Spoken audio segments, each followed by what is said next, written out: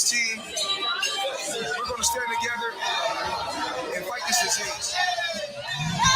I come this way before, traveled through the open door. Circumstances navigated the path, and life happened all so fast. No, it got lonely sometimes. You see, I know we couldn't make it. Even when I'm off beat, I still land on my feet, and nothing can shake me, cause I know life took a hold on. Never. This is where I am destined to be. I'm not ready to give up. No. I believe in the miracle of life. Life's a play with no rehearsal. Learn quickly, they'll come for your role. Games can play, can't take it personal, cause the devil is a liar. I'm telling you the truth, it's all in what you do. Some things you gotta do. This fight for millions. Take a second, see the blessing in it. With much expected, much is given. One to make the living, now I'm giving back to Showtime. Never let the power come first before your happiness. Yes, you can be the best if you go the distance. Mix a little sweat with your persistence. You know that the best things are never instant. Just shine up, let them see your brilliance. Get up, open up your eyes now. It's the moment of truth. No backing down. We're bringing it tonight. For the children, it's a given. You gotta give it, be a blessing. This my personal statement. Run the game like I'm aces. Learn and develop patience, determined to be the greatest. Yeah, bobbing and weaving, they changing up like the seasons. Indigenous to the grind, so I do it for all my people. Jabbing the competition, back up against the ropes. You fighting for recognition. I'm fighting just to promote equality where we lack it. Or cancer slowing our road. I'm confident we'll make it. We focus on common goals. Yeah. Give back, give love, give something away. Never give up, stand tall to fight another day. 2 toes, 2 feet, I stand on the ground. I'm going back soon and fight this final round. Life's a play for no rehearsal. Learn quickly, they'll come for your role. Can't get play, can't take it personal, cause the devil is a liar. Telling you the truth, it's all in what you do. Some things you gotta do. Hey, barbershop conversations, man. What it do, DB? Brothers UK all day. Anthony Thompson, Rob, what it do, big homie? 65-year-old G, what it do, Picasso? DB, what up? CB Sports, Justin, Jeff. Picasso, Xavier, MZ Talks Boxing, man. What it do? Man, let's jump into this shit, man. I appreciate everybody coming in tonight, man. Thank you. Thanks. Shit, Brandon in here early. Shit, we could jump right into it, man. Shit, without further ado, man, I thought I said 9:15. He's like, man, I can't wait to get my hair cut. Brandon, man, the D12. Double check the details. Gotta cross my T's and dot my I's or I can't sleep well, man. What it do, big homie? What's up, man? How we doing? Oh, man, welcome to the barbershop, man. You came in here early, man. I said 9:15 so the fans can come in here. But, hey, we gonna shoot the shit anyway, man. How you doing, man? Got the kids in the background. Yeah, I knew. The same thing about to happen to me in about 45 minutes. Yeah, man, this is wild. Yeah, this is a look, man. His birthday was on the 2nd. Oh, wow. And it was the second one the whole blackout took place. Mm-hmm. So, you know what I'm saying? He didn't get the same shine that our other little boy got today, him turning 1. But I told him, he got the glow, man. Yeah, I said it. His hairline randomized. Damn, he go to actual birthday boy right here. Mm-hmm. Oh, happy birthday. Happy birthday. What's their name? Bryce and Braden. Yeah, sure. It's a bunch of bees walking around here. Come on, bro, you gotta get off. And Brielle, my daughter, she over there chilling. Oh, okay. It's all good, you know what I'm saying? I'm trying to make sure, you know what I'm saying, they get them a little air time, you know what I'm saying? They get them a little 15 minutes of fame, and then they can bone out. Get they I was shine trying on. my absolute best to get the laptop so I could hide in the garage or something. Uh-huh. That didn't work, you know what I'm saying? They here. Uh-huh. They are here. No, it's all good. You know, so don't touch nothing. You might accidentally get me out. You don't want that. Golly, I'm about to get out, bro. Get out. Yeah, excited he getting. But yo, man, we're gonna wait. We're gonna wait before we start talking about something real heavy. I already know. I'll go wherever you take me, man. I will go wherever you take me, man. So you've been getting in the gym a little bit? I've been not a little bit. You know what I'm saying? I've been hitting it. Really? Yeah, because we sparred the other day. I couldn't come. Yeah. We was up in here sparring. Stop. We was up in there sparring every Sunday at Div Boxing. This in Santa Fe Springs, man. They do open sparring. You know what I'm saying? Everybody can spar. Everybody can get their box on. Anybody, you know, no matter what weight you come in, you get your experience. This idea that one of the guys, Anthony Devers, Coach D's Instagram name was Hands On Fitness. This dude, he the one who thought of the idea. He was like, "Look, man, I'm sure everybody's afraid of what's taking place nowadays because you know the pandemic, but it's gone now. But you know, you know what I'm saying. But you know what I'm saying. When everybody was afraid, they were like, well, we know fighters was taking care of themselves for the most part and staying away from everybody. So you know, he was like, how about we open this up and let people box? And I was like, all right, man. Well, maybe if we throw my name in the hat, people will want to come. Some people can't, and other people was like, nah, we ain't ready to do this shit. How was the sparring? How was the work? Sparring was good. I always, you know what I'm saying, there's a lot of young bucks up in there who's trying to grow, man. So we always pushing each other. I try to get the most rounds out of every session that we do. So I'll try to always push to go like 12 or something like that. But working with the youth, man, working with all the up and coming fighters, all the guys who just turned pro, having a speed, you know what I'm saying, having to adapt to what they bring to the table, knowing what I bring to the table. Bruh, what is you doing? Yeah, you see it. So, you know, it's just exciting. It's dope. I appreciate the help, and it's always open every Sunday, you know what I'm saying? This is our way of doing some kind of fellowship.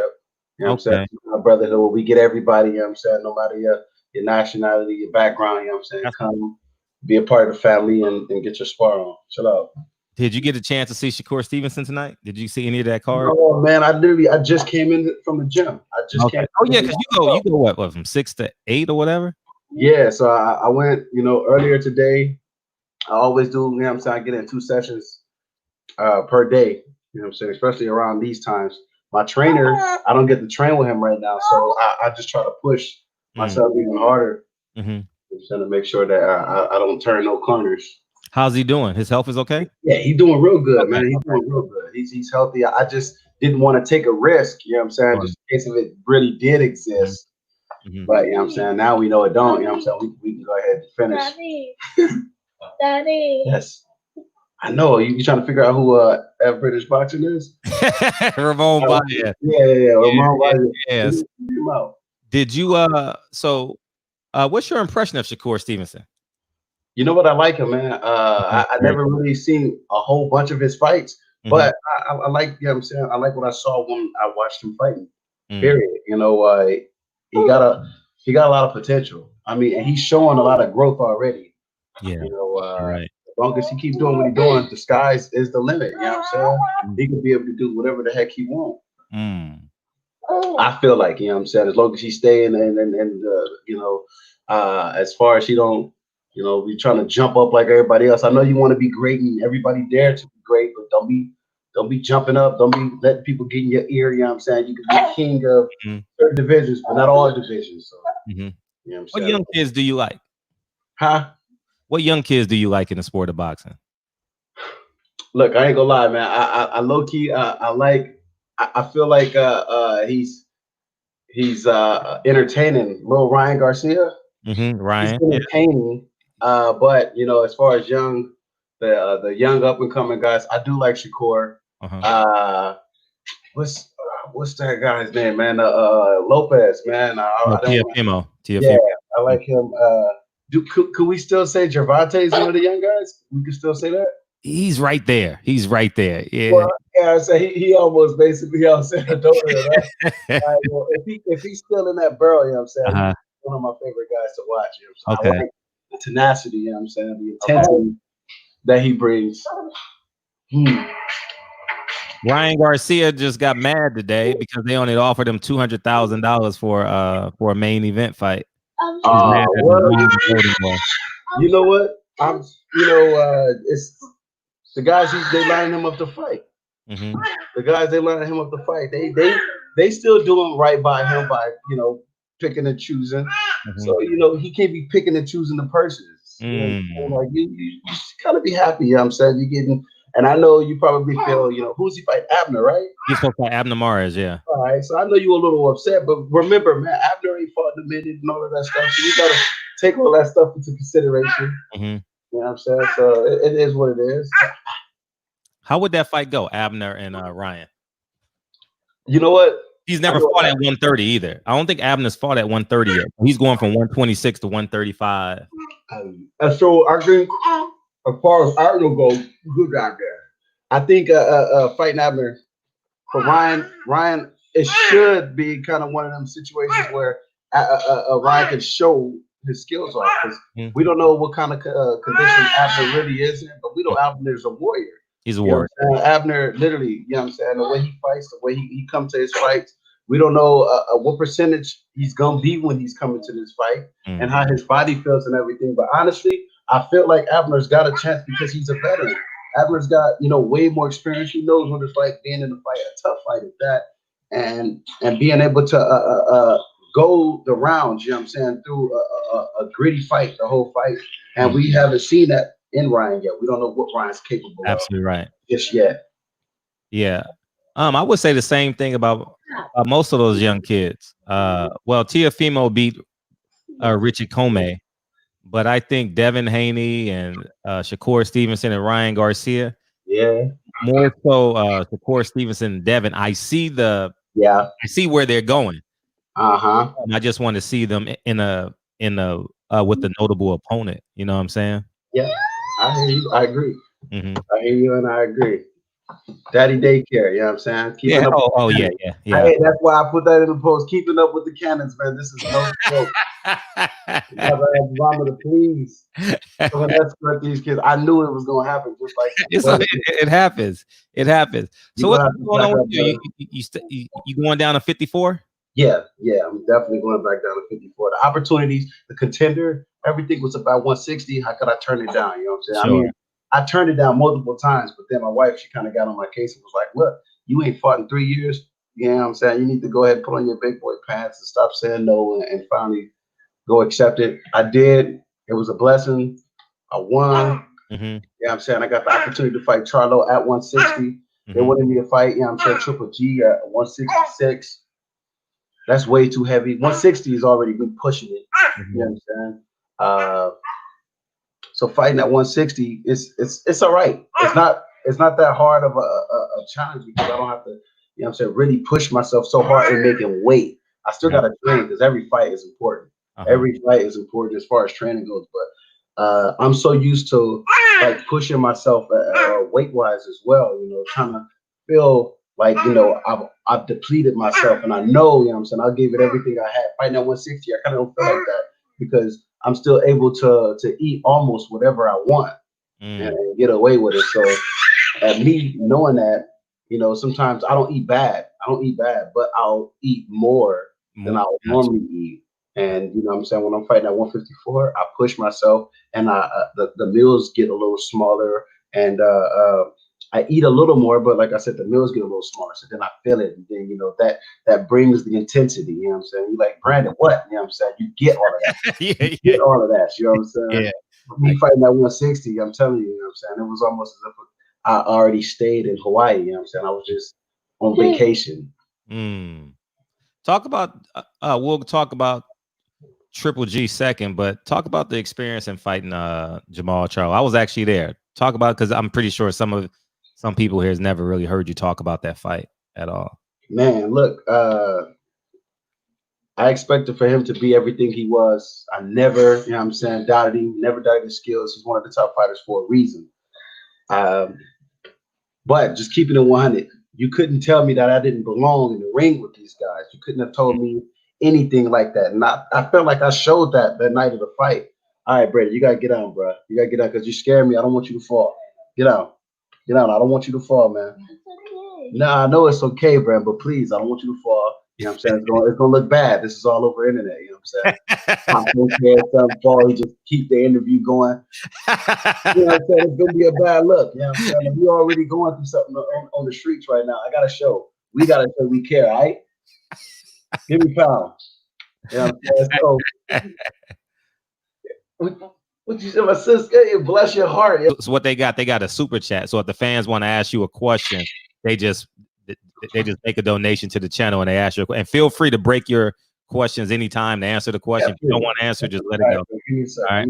Let me finish now. I'm gonna come back. I'm gonna get you. I promise you. Look, you know what I'm saying? Barbershop, bro. He gonna stay. He gonna stay. All right. Just go ahead and go. I promise you. Before he leave, go ahead. You're up in there. Up in there. Leave, man. I'm telling you, I'm sweating. You probably can't even see this. That's the same way when I be doing videos because my kid's playroom is literally next door. Man, this is no joke. And it's like the moment they hear, because I have an intro song, right? The moment they hear, they just want to jump on daddy. Tell you, I feel like I'm at church right now with the family. You know what I'm saying? Hey, man. Yeah, man. So look, to answer first, before I finish, you know what I'm saying, talking about Charlo, to answer his question, because I feel like he was cheating with the glove. Dude, man, I never really dug deep into looking at that, honestly. I didn't dig deeper. I want to look into it. I want to check it out. I'm gonna go check it out, you know what I'm saying? So that way I'll be able to answer it. You know what I'm saying? So let me look into it. I don't mind answering. I'll come back, you know what I'm saying, into the comments and tell you exactly what I think about that. Definitely. And me fighting Jamal, man, it was a hell of an experience. Going out there, being the villain, you know what I'm saying? No, I'm not, you know, everybody know I'm not the bad guy, but going into his hometown, fighting, them getting my name wrong, everything, you know what I'm saying? Brandon a hammer at him, we know, you know what I'm saying? Hey, that was mama in the background.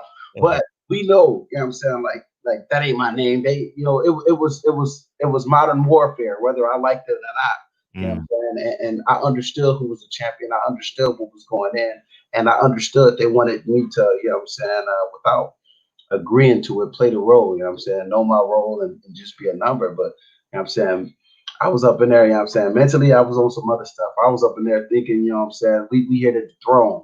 We here to become the new world champions. That's what I was waiting to hear, you know what I'm saying, and the new, but going into this fight, man, I never talk about it. I never say much about it because I don't really, you know what I'm saying, ever really bring it up. But, you know what I'm saying, it's time for me to bring it up. Charlo, he said he hurt his hand during the fight. My hand was hurt before the fight. So when me and him was fighting, I wasn't able to let my hands go. Not the way how you see me fight in the past. You see me let my hands go all the way up into Charlo.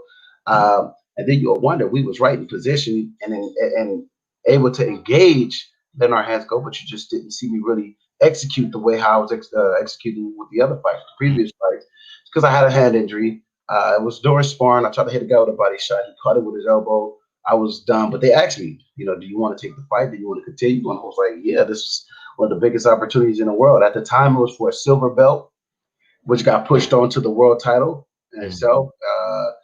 The opportunities, literally, it was either him or Triple G. The Triple G fight, they said at 166, and they told me that the lowest that they'll take it was 165. Then I found out that Steve Rose and him, or that's his brother's name. Yeah, that's his they name. fought at 164, and you know I wasn't butthurt about it. I'm just like, you know what I'm saying, maybe this, you know, that's what they was pushing towards me, and maybe, you know, around the Steve Rose, timing was everything. Timing was of the essence. So I immediately, once, you know, we went back and tried to negotiate because Triple G is Triple G. You know, no disrespect to Charlo, but at this particular time, when you say Charlo, they, you know, sometimes people go, oh, okay. But when you say Triple G name, even if they don't even associate with boxing, some people know who he is. So I wanted to go after the Titan. I wanted to go after Triple G. I fought Jamal. Fight him. Every round was going faster and faster. Every round, you know what I'm saying, when me and him was fighting, it went from, you know what I'm saying, the first round when he and I was fighting, the referee told me, you know, stop getting low, because I kept getting low. I'm the smaller guy, you know what I'm saying, I'm shorter. I had to come up with a hell of a game plan to beat him. And that was my game plan, to stay low and get in and work on in the pocket. That didn't work because the referee, you know what I'm saying, he gave me a warning that kind of shook me. Told me if I do it again, you know what I'm saying, he's going to take away a point, and he's not playing them games. He's going to let me know one time, take away a point. After that is disqualification. So, you know, I'm like, oh, all right. So I started to stand up a little straighter and box him. I still think I did a good job, you know what I'm saying? But I know, you know what I'm saying, I could do a hell of a whole lot better given the opportunity. We know how each other fight to some degree. You know what I'm saying? We make the right adjustments. We get back up in there and we fight again. You know what I'm saying? I would love to get back in the ring and fight him again. He knows that I hit him up. You know what I'm saying? We spoke to each other, and I appreciate the brother reaching back out to me. You know what I'm saying? I had a heart-to-heart with him, and I told him, you know what I'm saying, I'm not going to ever be the guy to ever beg for a rematch. I'll work my way, you know what I'm saying, to the opportunity. You know what I'm saying? But I'm looking very much forward to fighting him again. What's some of the strengths he had and weaknesses you saw in Charlo? Jamal Charlo. So fighting Jamal Charlo, when me and him was fighting, one thing I recognized is in the beginning, he came hard. You know what I'm saying? He came real hard. And maybe because that's what he's used to doing. He used to getting guys out of there. And he came real hard up at me. And you know, that's one of his strengths, but also one of his weaknesses, in my opinion. In my opinion, you know, fighting a guy whose style is like mine. You know, other than that, you know, it's just like the things that he was doing. Honestly, man, they're so small. I mean, like, to get into detail, we'll be explaining this all night.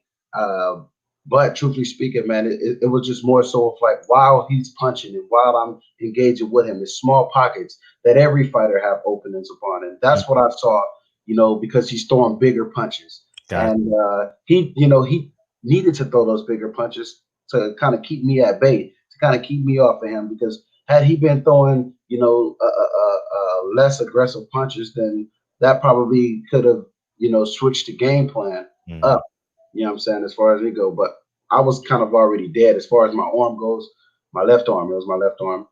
So I was just trying my best to make something happen. It's funny because the commentators were saying I was looking for a right hand and I was executing. I was having a lot of success with my left hook. They didn't know that I was, you know, he tried to jump upon me a few times. He seen me kind of hiss. You know what I'm saying? He seen my face like, he seen me grunting a little bit when I hit him.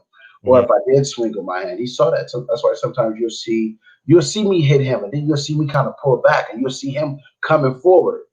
The reason why you saw that is because, you know, while we're in there, he saw that I was hurting. He probably didn't understand what was going on. He probably thought it was because due to a punch that he thrown, but it was because, you know what I'm saying, something that took place way before him.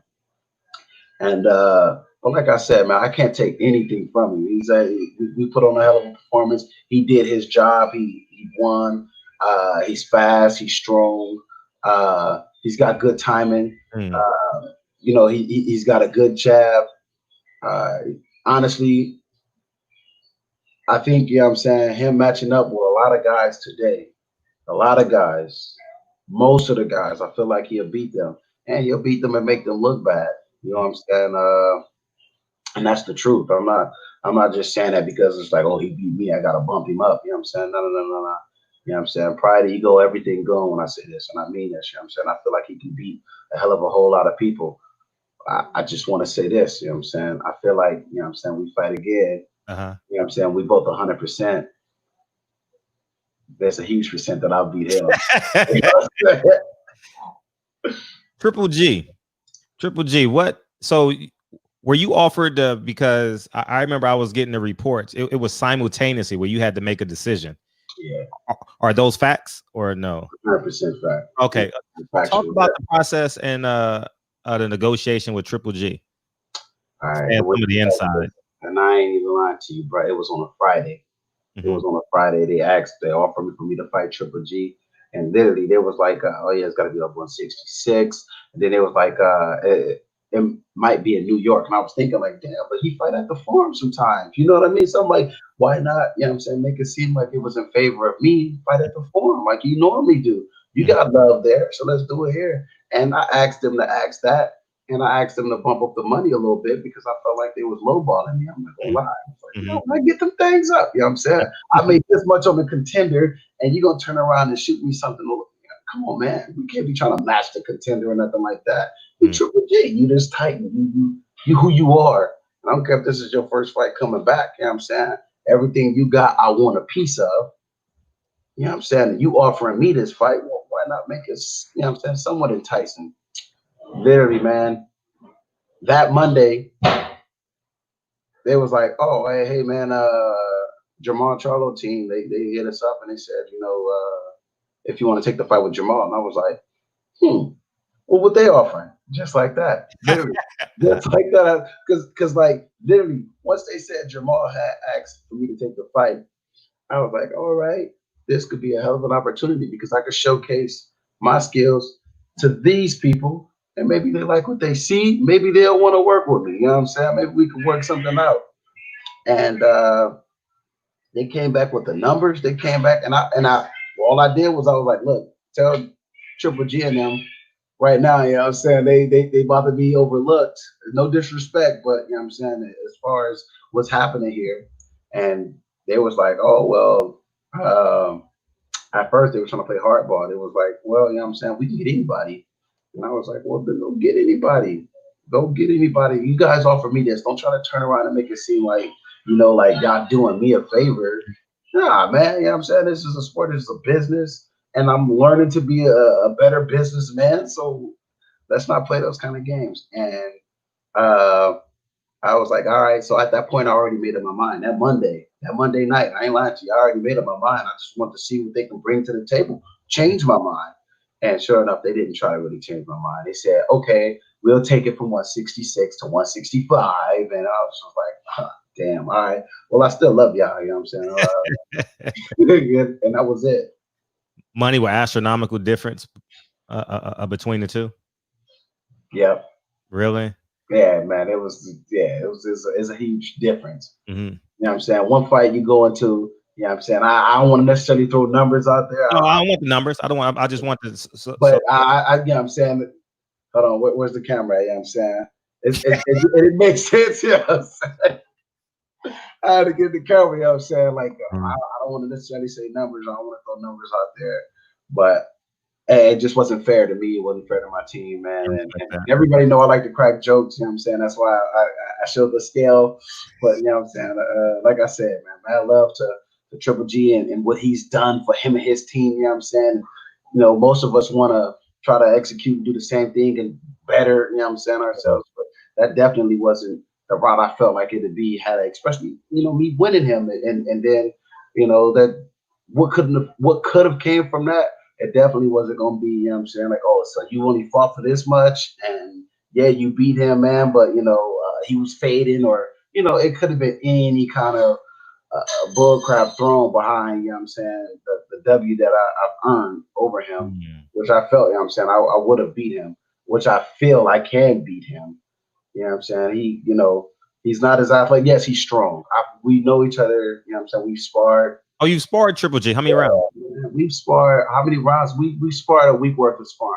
And they didn't, you know, I love Abel, you know what I'm saying? But Abel didn't tell me that we were sparring in 4-minute round sessions. And I sparred 5 rounds the first time when we first met. First time I ever been to Big Bear. We sparred just like that. And while we were sparring, it was like the 3rd round. I said to him, I said, man, I feel like the round's long, huh? And it's quiet in there. It's just me, Abel, Triple G, and his younger brother. No, at the time it was his younger brother wasn't there. His younger brother wasn't in there. It was a little cut man, a little Bill. I think his name is Bill, and my old manager at the time. And Triple G just kept working. You know, he stopped and was like, shook his head. Yeah, he kept working him. But I was trying to get some matches. I was like, why the hell? It seemed like, you know what I'm saying, so many minutes are going by. And sure enough, they told me after this, oh yeah, we spar 4-minute rounds. And I was well, shit, you know what I'm saying? What would you gonna tell me? At the time, I only had 2 professional fights. You know what I'm saying? So they were trying to take me through the trenches. I survived. But, you know, so it was a hell of a story. You know what I'm saying? That's a hell of a story. I tell everybody, like, yo, when I went up there, I gained a lot of experience. It was the first time I was ever in Big Bear. And at the time, he was the strongest fighter I've ever encountered. Physically and, you know what I'm saying, punching power wise. How would you rate his power now that you're a seasoned vet, so to speak? You know what? I can't tell because at the time I was kind of fresh in boxing too. You know what I'm saying? 6 amateur fights, 2 professional fights within that time frame of probably 2 years. So everything still hurt it. You know what I'm saying? Everything still hurt it. I can tell you from what I remembered, he was strong. He was strong. You know what I'm saying? Ox strong. If I was to compare him and Charlo are the strongest guys I've ever sparred with, I've fought or encountered getting hit by. I would say they got different strength. Triple G power is a thud, and Charlo his is quickness. You know what I'm saying? He got pop behind his punches. But Triple G's power at the time, if I can remember correctly, and remember me fighting Charlo, if I was to compare them, they're just different powers, different strengths. But I still think that Charlo will have an edge over Triple G. Him being taller, him being able to, you know what I'm saying, put his stuff together, and he'll have more success. But like I said, Triple G's power is, you know what I'm saying, it's a game changer. All it takes is one punch. You know what I'm saying? One of my favorite heavyweights in today's time, you know what I'm saying, he always show it, you know what I'm saying? Shout out to Water, you know what I'm saying? He always show, you know what I'm saying, what it takes is one punch. So with that being said, you know. Now when you saw the Steve Rose and Devinchenko fight, you're watching those fights, what type of emotions are going through your head?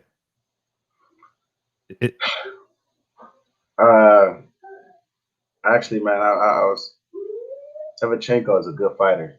You know what I'm saying? So watching them two fight each other, honestly, man, I didn't know what to expect, but I knew, you know, I got word, when Triple G was fighting Rose, they, you know, some people was like, oh, it's because he was sick. So then, you know, you want to go off of when they fought versus when you see them two fight, but I kind of never really go by that because every fight is a new fight, and no matter how much you train for the guy, you know what I'm saying, everything is always on site, you know what I'm saying? So I was surprised a whole lot. The skills he got, you know what I'm saying? He definitely, you know what I'm saying, he outboxed Rose. He outboxed Rose, man. And I feel like Rose is a good fighter, but he needs to fight in America a little more. He needs to see different styles a little more. And I feel like, you know what I'm saying, he'll be good. I mean, he's already, you know, he's made it. He's up there now. But I feel like, you know, once he keeps seeing a couple of more American style fighters, you know what I'm saying, you know what I'm saying, it's a lot of styles out here. He gets us and he get with us, and yeah, he's gonna do good. He's gonna be all right. Is Triple G ripe for the picking right now? For anybody, I think so.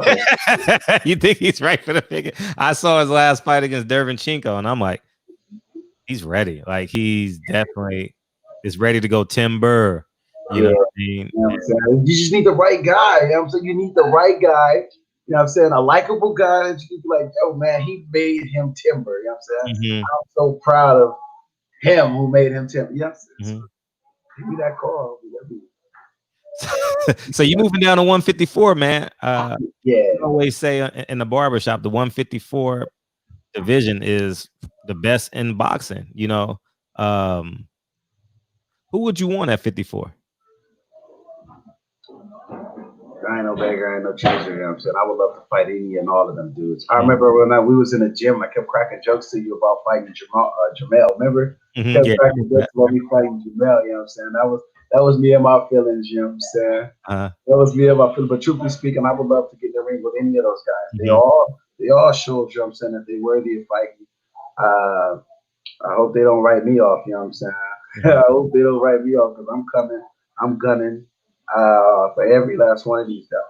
I would love to get in the ring with all of them, any and all of them. Like if I can literally do a tournament to where I fight every last one of these guys, that's what I want to do. Wow. You know what I'm saying? Every last one of them, I give them all a shot. I wouldn't be the guy, you know what I'm saying, that's turning down nothing. And I feel like I could potentially make that happen, me not having no hat, you know what I'm saying? Me not being a part of any of the, you know what I'm saying, the top promotions and that, you know what I'm saying, that I feel like I'd be the guy like, yo, you said you want to fight? You know what I'm saying? So we can do it. We can do it. Set it up. Contact your people. I'm a contact. We already here. You know what I'm saying? And no need to contact because we already here. So let's tell your friends to call my friends and we can all be friends, right? There you go, yeah. For real. How did you react to Rosario upsetting J-Rock? Bruh, you know what I'm saying? I felt that. I ain't gonna even lie to you. I seen that fight and I was shocked because he looked so spectacular when he just went and fought Hurd, and then he turned around and I don't even want to say, man, he took, you know what I'm saying, Rosario lightly. Damn, bruh. He definitely didn't expect that power to come like that because he was getting hit and you can just tell, you know what I'm saying, slowly but surely, he was being broken down mentally. And I knew he felt that boy coming at him. Because he kept swinging at him real hard, you know what I'm saying? He was throwing bananas at him all night. He was throwing bananas at him all night. And when he finally started landing them, J-Rock, you know what I'm saying, was like, oh, hell no, what is this? Sure enough, you know what I'm saying? That's a tough way to go out, you know what I'm saying? Right after you have that hell of a performance, and then your next performance, it kind of happens to you. Facts. You know what I'm saying? I just hope he recover, you know what I'm saying, and come back strong and mentally don't let this, you know what I'm saying, discourage you. You and I were both at the Charlo Harrison fight. How did you have that fight?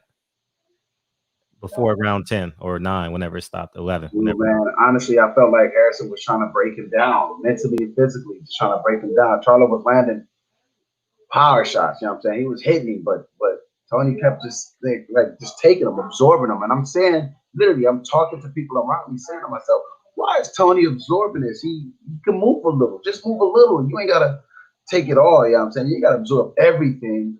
And literally, you can see when I was fighting Jamal, the bigger brother, I didn't sit there and absorb none of his punches like that. You know what I'm saying? Sometimes he hit me flush, but for the most part, you see me move. You know what I'm saying? Like that's a part of the game. And when you at a certain level, you know that without, you know what I'm saying, you do it without even thinking about it. And he wasn't doing that. And I don't get and understand why, but that was, you know what I'm saying, his demise. Because he sat right there and took all that punishment on his body. And then eventually I seen him like, nah, this doesn't affect me, this don't hurt me. But that was him trying to get over himself. He's like, yo, man, you all right? You not hurt? And his body was hurting. Yeah, I've seen that multiple times. When I fight, my favorite thing is to break people down. And I see, you know what I'm saying, they always want to show me or reveal to people, this is nothing. You know what I'm saying? I've been here. This ain't nothing, but it's, you know, for you to want to be able to want to put that out there, your energy's sapped already, man. You know what I'm saying? You're supposed to put eyes on the prize. You're supposed to stay focused. And I feel like next time, you know, if he got the opportunity again, he wouldn't want to mess around and do all of that. You know what I'm saying? This will be a lesson learned for sure. Now, who would you say, you're an independent contractor, right, Brandon? Yeah. You promote yourself, you promote yourself and all that. I be trying, man. I'm still trying to go viral. You know what I'm saying? How was your PBC experience? I liked it. I'm not gonna lie, man. Like I've look, this is true. I've never seen them go out their way for anybody as much as I've seen them go out their way for me. I was the opponent. You know what I'm saying? I was the guy who was fighting against their champion. They went out their way to do, you know what I'm saying?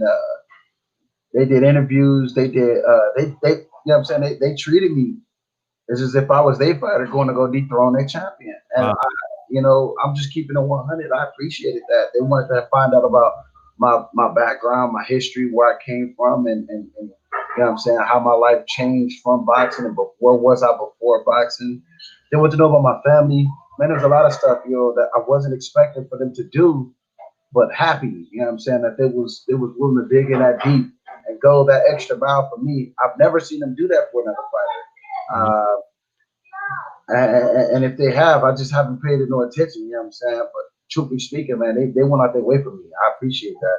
And that's why I was always willing to give them an opportunity, you know what I'm saying? If anything ever came up, when I'm not with you, how you treat me, you know what I'm saying? I know when you get with me, you know what I'm saying? It's going to be twice as better. How was the Showtime experience? Fighting on Showtime, and that's what I'm saying. It was like a whole family, bro. They all took care of me. Showtime, man. And they all like, hey, man, you need anything? Can we do anything for you? You know what I'm saying? Is it anything you want to put out there? Could you, what I'm saying, let us know. We'll set something up, you know what I'm saying? And they kept coming to, you know what I'm saying, do interviews. They, like I said, man, they spent a lot of time with me, you know what I'm saying? I seen the whole setup of, what they was doing for Charlo, and as much as they was taking care of me, pampering me too, I couldn't sit up there and pay no attention to, you know what I'm saying, what they was doing. I couldn't have felt that underdog feeling, you know what I'm saying? It's gonna be love. Yeah, I've seen Steven Espinoza work really well with the fighters. I'm not sure if you got any time. Do you get any time with Steven Espinoza? Nah, not that much. You know what I'm saying? Like every time we was meeting up, everybody was kind of always on a swivel. You know what I'm saying? But you know what I'm saying? Everybody was solid, man. Yeah, he does well with fighters. Like he has a really good rapport. He has like that kind of like a CEO cool swag. I mean, he ain't. You know what I'm saying? Like he's right there. You know what I mean? And he does well. So only bad experience I had, you know what I'm saying, when he was like, Brandon the Hammer. Like, damn.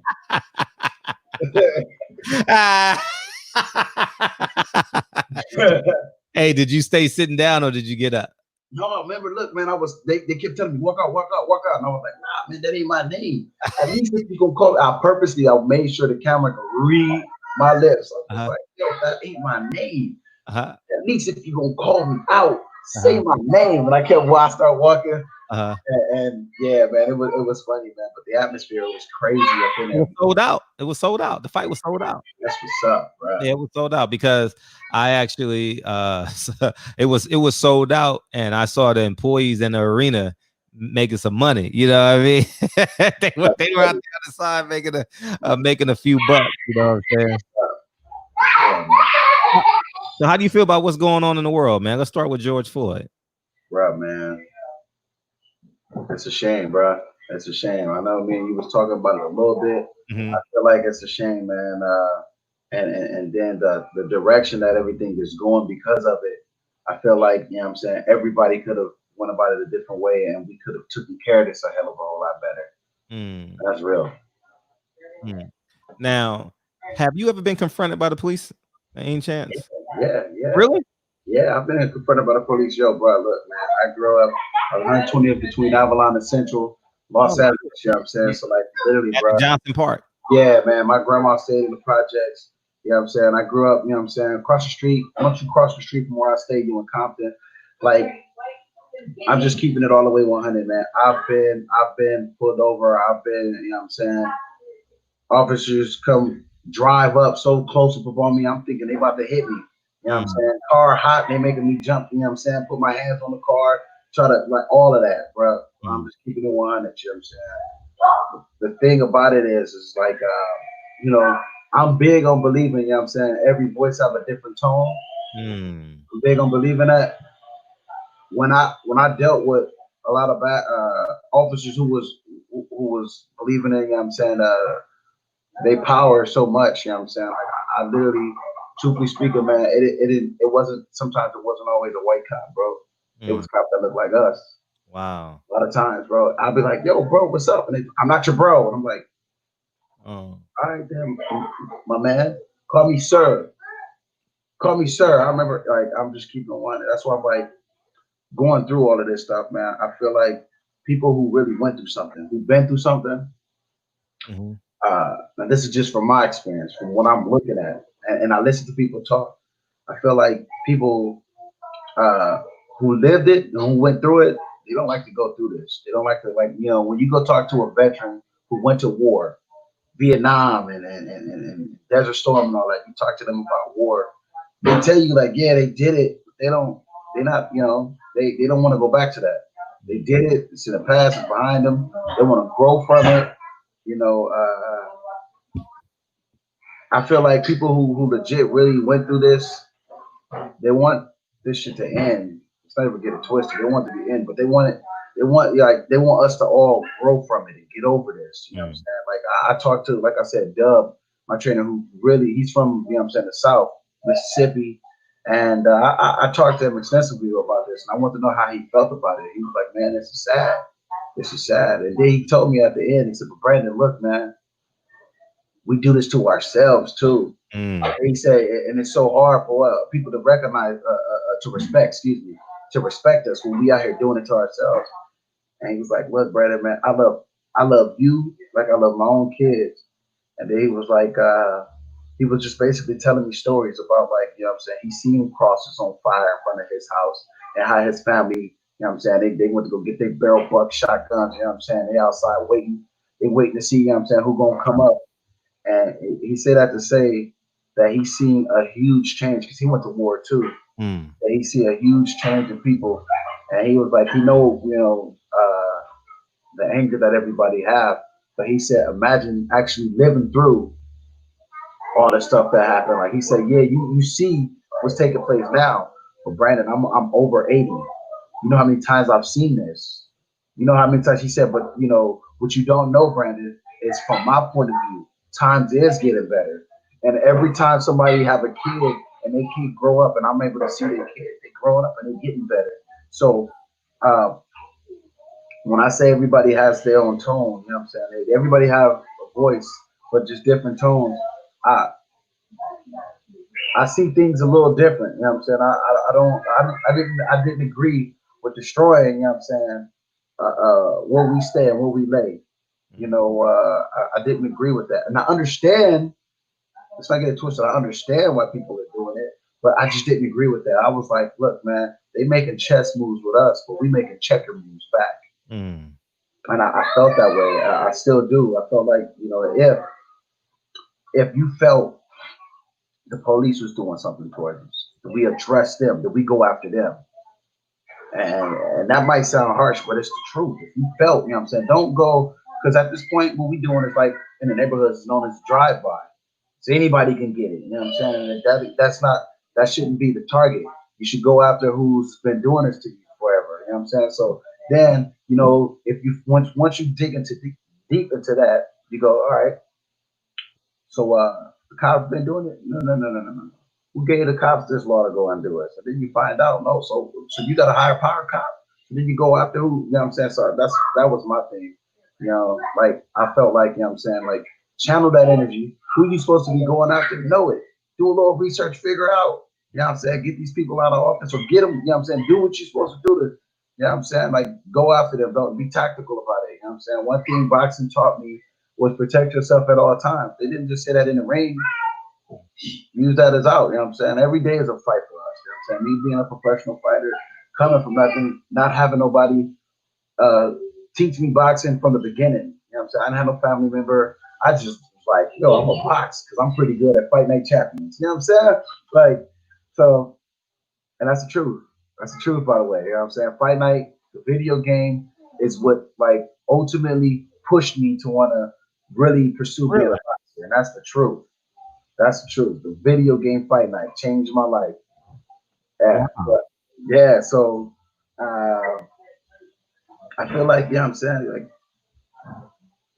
know your target. You know what I'm saying? Know your target. Know your target. You know what I'm saying? Get to your destination. Get to your destination, man. Because we channeling, we focus on our energy, and we focus in our anger. We focus in everything, everywhere, and it shouldn't be everywhere. Gotcha. You should be lining it all up. You know what I'm saying? It should all be lined up. And you know, that's why I say it's a shame, man. It's a shame for all the stuff that's taking place and happening. And we should be able to come together. Just because we don't, you know what I'm saying? Like, we all, at the end of the day, once you find out that it's higher than the cop, you all find out that we all share the same energy at this point. No matter what your background is. This system was designed before us, many, many years before us. I don't want to sound like some kind of guy who really know what's going on, but I'm just saying, you know what I'm saying? All you got to do is just look a little bit, look into it just a little bit. All of a sudden, stuff starts slapping you in your face. You know what I'm saying? Like, wait a second. You know what I'm saying? Put your hands up. You want to protect yourself. What's going on? What's really happening right now? And it's a blitz, bro. It's a blitz. And right now, you know what I'm saying? It's so easy. It's so easy to target what we look like, you know what I'm saying? Because that's what all target always been. You know what I'm saying? Like, for instance, like I was just reading your shirt and I said all lives matter. Like, I don't understand why people always want to be combative with the Black Lives Matter, and then they go, well, all lives matter. It's like, look, everybody knows that. Everybody knows that, man. Like you guys, everybody needs to get over the fact that everybody knows what time it is. But everybody, like I was just telling Against the Rope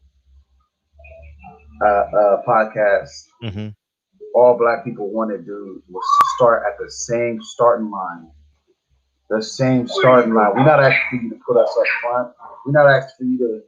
All we asking for, bro, is just to start on your mark, get set, and we all right there down together. Hey, if you feel like we're gonna win this race because we athletically, hey, I mean, you got to go bust your ass and go work hard too. Because our whole lives we had to work hard. Our whole lives, our parents had to work hard, and their parents had to work hard. You know what I'm saying? I feel like, you know, somewhere down the line, we forget that, and they forgot it. If we all start holding each other way more accountable, you know what I'm saying, and stop expecting for everybody to do everything for us, dude, man. Us as a people, and when I say us as a people, I'm talking about everybody. You know what I'm saying? We definitely gonna be a force to be reckoned with, because at this point, you know what I'm saying, everybody's holding each other accountable. What's some actual solutions that America can implement that can give everybody the same starting line? All right, so look, man. Back when I'm gonna get right into it, but I'm gonna say when I didn't have really nobody I could look up to because my dad didn't raise me. I didn't have nobody I could look up to. My little brother's teacher, his third grade teacher's name is Brett Ernst. This dude is he's a comedian, he's a comic. He's Italian. He always tried to teach me the best way he could of being a man. And when he was growing up, he told me about how his family, being an Italian back then, you know what I'm saying, he was a dirty, they're like the trash of white people in America back when. So he told me those stories, and he always told me growing up, being a Black man in America, never fucking trust nobody and never expect a handout. I always kept telling me that, and I'm saying to myself, man, you're white. And at this time, I was ignorant. Like, man, you're a white man, dude. You know what I'm saying? Why do you keep telling me this? Why do you keep telling me this? Why is you who keep telling me this? And, you know, he kept telling me that. And as I got older, you know what I'm saying, I kept saying, like, damn, how this man gonna tell me don't trust nobody? But, you know what I'm saying, he didn't have to give me the game. He didn't have to give me no knowledge. And he did. And he changed my whole perspective upon people in general. He used to always say, try putting your foot in another man's shoe. And I was a kid. Now, what the hell is this dude talking about? Man, eventually, it grew up on me. And then I wear that now. That's why I respect everybody from all walks. Everybody, I respect them. You know what I'm saying? I give everybody the love that they give me. Period. So then I go into saying one thing, you know, because me and him, we always talk. And I got another friend, you know what I'm saying? And we talk. And the question is, and I can tell you, I'm saying, Brett, he gives it to me straight up. Me and him talk. We talk. But then he goes, he never associated himself with being a white man. He's always like, no, I ain't white, I'm Italian. So he goes, ask your white friends, Brandon. What do they feel that they can do to help the situation? And then ask yourself that. So I asked one of my buddies, man, I was like, you know, I said, and what I actually told him was, I said, I wanted him to ask me the question. As a white man in America, what can I do? Then after he asked me that, I told him, well, look, man, first and foremost, if you're here with me,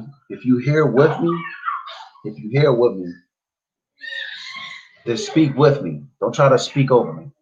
So when all of this protests and stuff is happening, we recognize, you know what I'm saying, the black voice is speaking, but you know what I'm saying, a lot of times you see our white brothers and sisters want to come up and speak a little louder. I feel like, you know what I'm saying, they you know, and I could be wrong. But I feel like there's a guilt. There's a guilt. They want to prove how down they are and how racist they ain't. You know what I mean? And it's not about you. Not about you, not this time. You know what I'm saying? We gotta figure this out as a people. How we want to go about this. I love listening to Killer Mike. Killer Mike makes so much sense, bro. I listen to that brother. You know what I'm saying? Thomas Soul, I'm learning, man. I'm reading, I'm picking stuff up. It was quarantine time, you know what I'm saying? I thought I'd pick up a book. I ain't even lying, bro. You know what I'm saying? So I feel like right now, dude, these are questions that need to be answered. For instance, this is a tough question that people don't like to hear, you know what I'm saying? But I want to ask a white man. I want to legit ask, because I've asked some of my white friends, and you know, they told me, but you gotta ask, we gotta sit down and really ask questions. We gotta go, look, man. So you being white in America, how do you feel about being white? So we know how we feel about being black. We're going to explain that to them. But we want to hear. We want to know, how do you feel about being white? Don't, you know what I'm saying? Don't give me no chicken shit. Oh, I feel, you know, no. Be honest. How do you feel about being white in America? Then I'm gonna tell you how I feel about being black. But we gotta understand how they feel. Then they gotta understand how we feel. I feel like that way, once we keep talking, we gonna figure this all out. We're gonna figure this all out. That question has never been asked in my life. I've never even thought to ask. I always assume their privilege. You understand what I'm saying? I've never asked them how they view themselves in America. I've been looking at all this stuff, man. Like I said, man, I ain't got all the answers, bro. And I'm young in the game. I'm just a pup, and I'm trying to figure it out. But I've really been sitting down thinking, man. And I want this to be past us. I want us to all start at that line. You know what I'm saying? At the start line, to, you know what I'm saying, everybody. You know what I'm saying? I want that. I want that so bad. You know what I'm saying? Because we got kids, bro. We do. We got kids, and I don't want our kids to go through that. You know what I'm saying? So, and it's funny because, like, us, you know what I'm saying, you doing this, you having your podcast, man, there's a possibility somebody can hear this and try to, you know what I'm saying, get rid of you. Get rid of your business. Same thing with me. Oh, he's a professional fighter, he's trying to talk. You know what I'm saying? And all of a sudden, I'm looked at as an outcast. Nobody want to work with me just because I spoke upon it, man. But we got to speak upon this. Honestly, man, the problem is we ain't really listening to each other. Because this is why when people say Black Lives Matter, you got, you know what I'm saying, our white brothers and sisters said, all lives matter. It's like, no. Stop trying to be so competitive. Stop trying to be so competitive, bruh. It ain't about you. You know what I'm saying? This is far bigger than me. We gotta get through this together at the end of the day.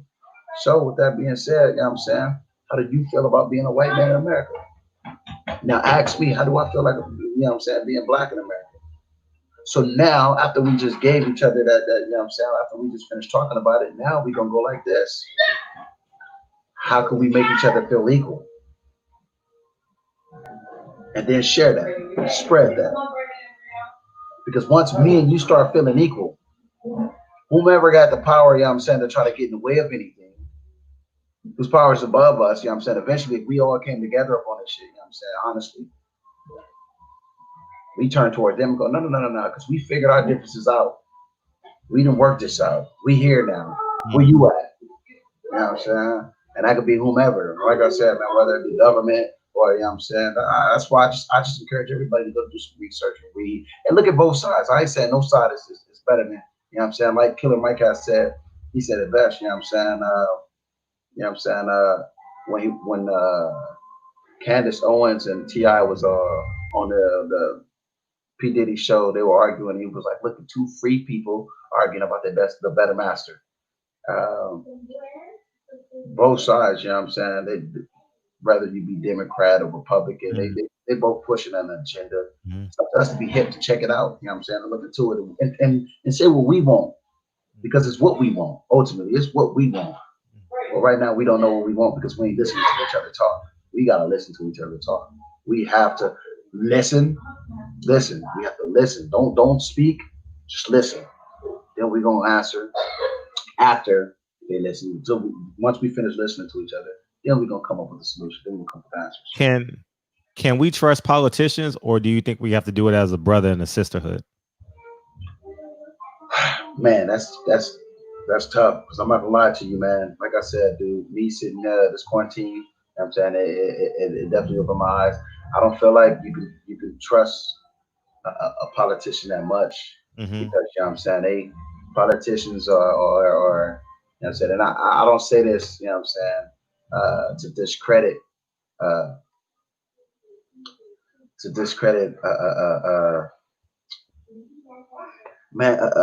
realtors, but they kind of like that. They're trying to get that sale, you know, car salesmen and stuff. You know, you say you're not trying to disrespect realtors. Yeah, you know what I'm saying? Well, Republicans are lower than the realtors. Well, no. Yeah, I know, man. But when you look at these politicians, the reason why I said that, you know what I'm saying, when you look at these politicians, I understand where you're going, though. Yeah. You know what I'm saying? When you deal with a realtor, they just trying to sell you a house. Mm. You know what I'm saying? But these politicians are killing people and stuff. You know what I'm saying? You know what I'm saying? What they put in position is taking away people's lives. It's making people want to kill themselves. So, you know what I'm saying? That's why I like, you know, I feel like, you know what I'm saying, a politician, he gotta, you know what I'm saying, it's a lot they gotta do. They gotta prove the worthiness of us. I feel like, for instance, you know what I'm saying, the police, you know what I'm saying, imagine if police grew up in a neighborhood, grew up in that area, and now they're the ones policing that area. So like the police, the LAPD or the sheriff department, whatever the case is, I'm using LAPD because that's where I grew up at. Imagine if there was people that you grew up with. And now they tell you, like, no, bro, hey, Brandon, you know I got to do a job, man. So we out here screwing up, you know what I'm saying? But, you know what I'm saying? We've been A1 since day one. I got you and you got me. You make sure you do your end on keeping your streets clean, because I'm going to make sure these is my streets too. So we're going to both keep them clean. And all of a sudden, it's a unity. All of a sudden, they want to work together. Teachers, same thing. Get a teacher, get a group of teachers who grew up in this area. Don't have this teacher go, oh yeah, you from Connecticut, we're gonna move you to LA because this job's open. You know what I'm saying? You can't relate to LA lifestyle. You know what I'm saying? Go get some LA teachers, go get some teachers that's from Compton, LA, and you know what I'm saying? And because they know how to deal with you, because they used to be one of you. They are you, you know what I'm saying? So I feel that's important too. You need, you know what I'm saying, you need to be able to relate with somebody, you know what I'm saying, like especially in those times when we coming up, when we growing up, we need for somebody we can relate to. We teenagers, we young adults, we gotta have somebody that we can relate to, somebody who can make life make sense, because we already going through so much mentally. You know what I'm saying? We already, you know what I'm saying, we don't know who's up for it, especially at the adolescent age. Gotcha. You know what I'm saying? I remember, I'm sure you can remember how you felt back at those times, you know what I'm saying? Sometimes you didn't want to listen to moms or pops if that pops was in your life, you know what I'm saying? Because you thought that they didn't have the answers. So, you know, you need a friend that's an adult who can talk to you and help guide you. I had one, and it was an Italian man, Brett Ernst, you know what I'm saying? But you know, I was blessed. I've been blessed. But a lot of people need that. A lot of people need to see that. A lot of that'll help everybody grow. Mentorship and a sense of community as well. You know, that's kind of what you want to take some calls from the family? Yeah. Okay. Let me set that up. Yeah, so feel free to call in and we'll take their calls as they call in and we'll go from there. Yeah, you know, I'm kind of at the space now, about politicians. I don't trust Trump. I don't trust Biden, man. I'm writing myself in, dog. Well, put it this way, man. If you don't vote for me, if you can't figure out, I'm for real, man. And then on top of that, man, they're gonna go, hey, yo, when they find they never wanted to kneel for Cap, now they're gonna finally kneel. They're gonna kneel after this brother got kneeled on, got killed.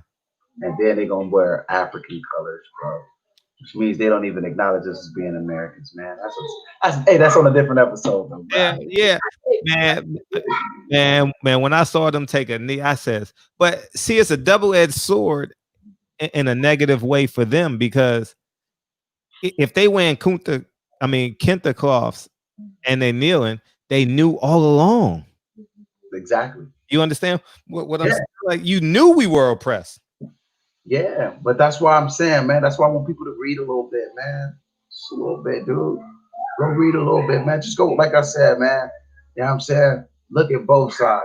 Look at both sides. Because once you look at both sides and you read just a little bit, I feel and I believe that will make us, the people, want to get together and figure this shit out. Whoa, wait a second, man. I know you see what I see. If you didn't see, look. Man, like I said, man, we could wind up probably going viral after this, you know what I'm saying? Because the trouble, you know what I'm saying, that's going to be trying to come follow now, you know what I'm saying? Now, there's something talking about defunding the police. How would you restructure or advance the police department? Well, kind of like what I was just talking about. You know what I'm saying? If like, I don't necessarily think you got to defund them as much as you got to go ahead and put people who wants to police that neighborhood because they're from that neighborhood. Wants to police that neighborhood, like, you know what I'm saying? And then, you know what I'm saying? Like, because we all know, you know what I'm saying, it's a brotherhood inside the police departments and all of that stuff. You know what I'm saying?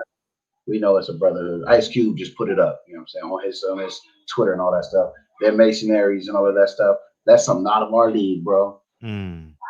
That's something out of our league. And then when you act, you know what I'm saying, nobody want to even speak on this. Well, I ain't gonna speak on it. It's out of our league. What I'm saying is just get people who want to, you know what I'm saying, police their areas. Get people who want to patrol their areas. And, you know, if an officer, because I'm sure, you know what I'm saying, I just found out, you know what I'm saying, the police department's budget in the United States is $1 billion. It's over $1 billion. So that means you guys do have enough money to be able to go like this. All right, so look, if you're an officer and you want to go into a different city, a city that's different from the city that you wanted to go and patrol in or you grew up in or whatever, how about we start paying you guys a little more? I was about to ask you some incentives. Thank you. Yeah. Go and police over there. So then officers go, man, I didn't want to go, but they're gonna give me a little extra money. Now all of a sudden they ain't so tense and pissed because they're getting paid a little extra.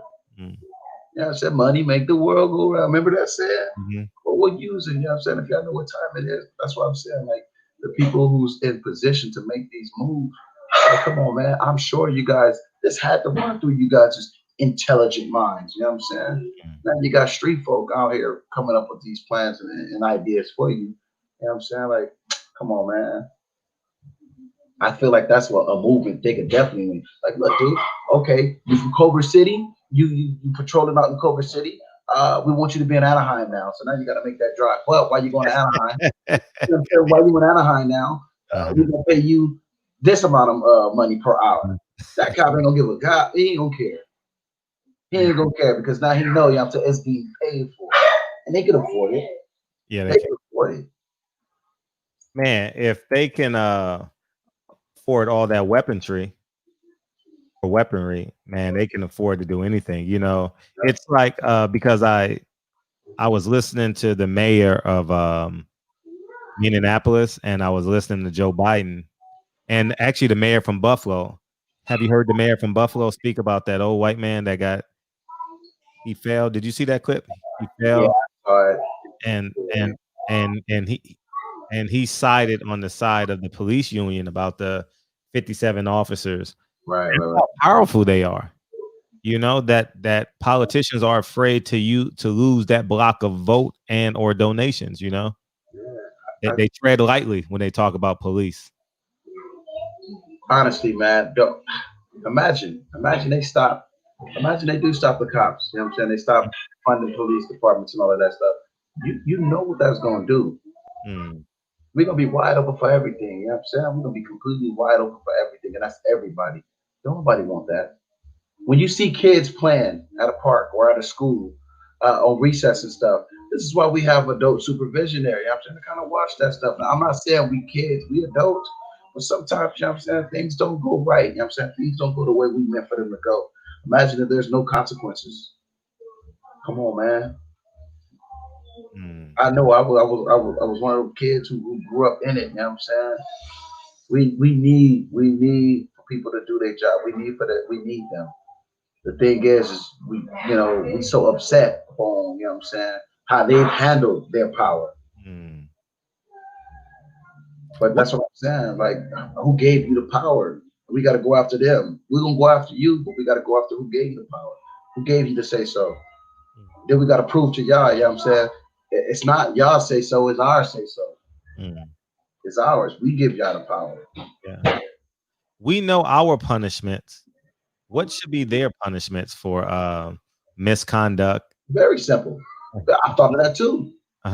Easy. So once you swear in, it's very simple. Once you break the law, your shit should be twice. Oh, kind of like a gang enhancement. Twice, 3, maybe 4, 5 times. You know what I'm saying? Now you're gonna hold up your job. You're gonna hold up your. You know what I'm saying? Getting hot. Wait a minute, something ain't right. But like I feel like that's real. Like what we need for them to be like, all right, look, man, you got sworn in. So now if you get busted, you get caught doing something you had no business doing, it's very simple. You should be penalized twice as hard, because at this point you become a superhero. You got superpowers. How you use your superpowers is how we look at you. You know what I'm saying? But again, dude, this is crazy because this is you and me talking about it. We ain't congressmen. We ain't politicians. You know what I'm saying? And I'm sure they figuring this stuff out. You slide running by Erica. Can you elaborate on police officers having superhero powers? So when I say that, man, I mean, like, because we all know, you know what I'm saying, a lot of times cops don't get in trouble. They don't get in trouble for the stuff that they do. Like, sometimes they do, but most of the times they don't. Most of the times they don't. Most of the times people get away, you know what I'm saying, if they was wearing a badge. It's not right. It's not right at all. The only difference between me and you, man, at this point is you wearing the badge, you got sworn in. So you know right from wrong a little better than me. Facts. So, you know what I'm saying? Like, when I say they got superpowers, they know right from wrong. They know. They supposed to know the law. They're supposed to know the law better than us. Nah, we know they don't study it that much, but they know the laws a lot better than us, bro. And at this point, when you, for instance, me being a professional fighter, I know how to fight a lot better than the average guy. So in a sense, I got superpowers. I'm training my body. So I'm saying in that field, I'm superhuman. And here I am abusing my powers, going to nightclubs and stuff, dancing, just socking people. You know what I'm saying? Knocking them out. That's crazy. I'm abusing my superpowers, bro. That's what I'm saying. Like, you guys got power. You know what I'm saying? You guys got it. It's funny, man, because literally, dude, I just started looking at a guy who's from South Central, Congress Collins. That's what I call him. As a guy who comes from the same area, I just reached out to him. I think earlier today. I was happy to see somebody who's running for Congress that's young and black. You know what I'm saying? But just a younger person. It was more so than, you know what I'm saying, like, because when you see younger people wanting to push and make a change, that's huge. That's big. You know what I'm saying? In my opinion. So we need to see more young people who's willing and ready to make a change and willing to listen to people.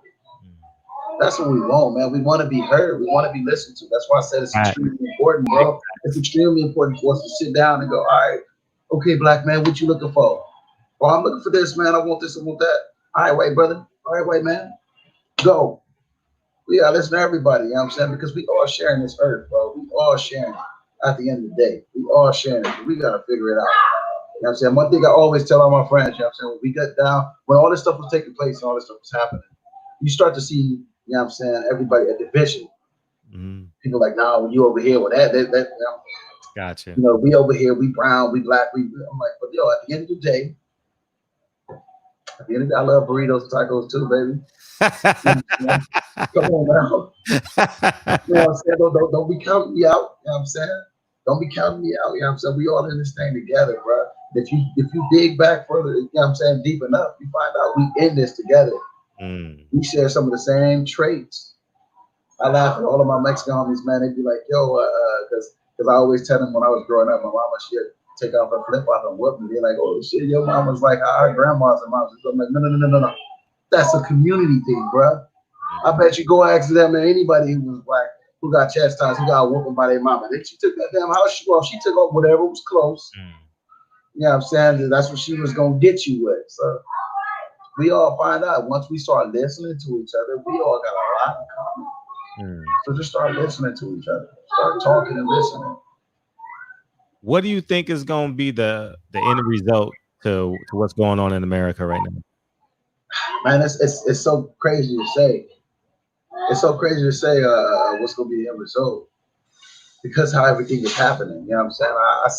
I see people pulling away. Like, I hate to point people out, but we got people from the valley who's never lived, you know what I'm saying, who look like you and me, but never lived, you know what I'm saying, what we live, what I lived, or what anybody from the hood lived. But they, you know, vicariously kind of, you know what I'm saying, they want to live a little bit of it. So they're part of this movement. You know what I'm saying? But never seen anything of what was being spoken about or heard about it. You know what I'm saying? And like I said, man, I've seen white people out there who's never had to deal with it either. Right now, I feel like this shit is almost turned into just like Instagram. This whole movement almost just turned to Instagram. I was looking at, I seen some people posting, you know, they were like, oh, for your white privilege, we want you to kneel. And they was walking around, you know, people, you know, who was vandalizing the areas or something like that. They had white people kneeling. I was like, yo, wait a second. Did we forget what was really happening here? Like, did we forget what the beginning of everything was? Everybody's turning into their own slideshow now. You know what I'm saying? Now you about to see dudes out here with their fucking bag on, talking about out here with drip. You know what I'm saying? Out here doing a movement with the drip. Like, come on, bro. What we out here for, man? You know what I'm saying?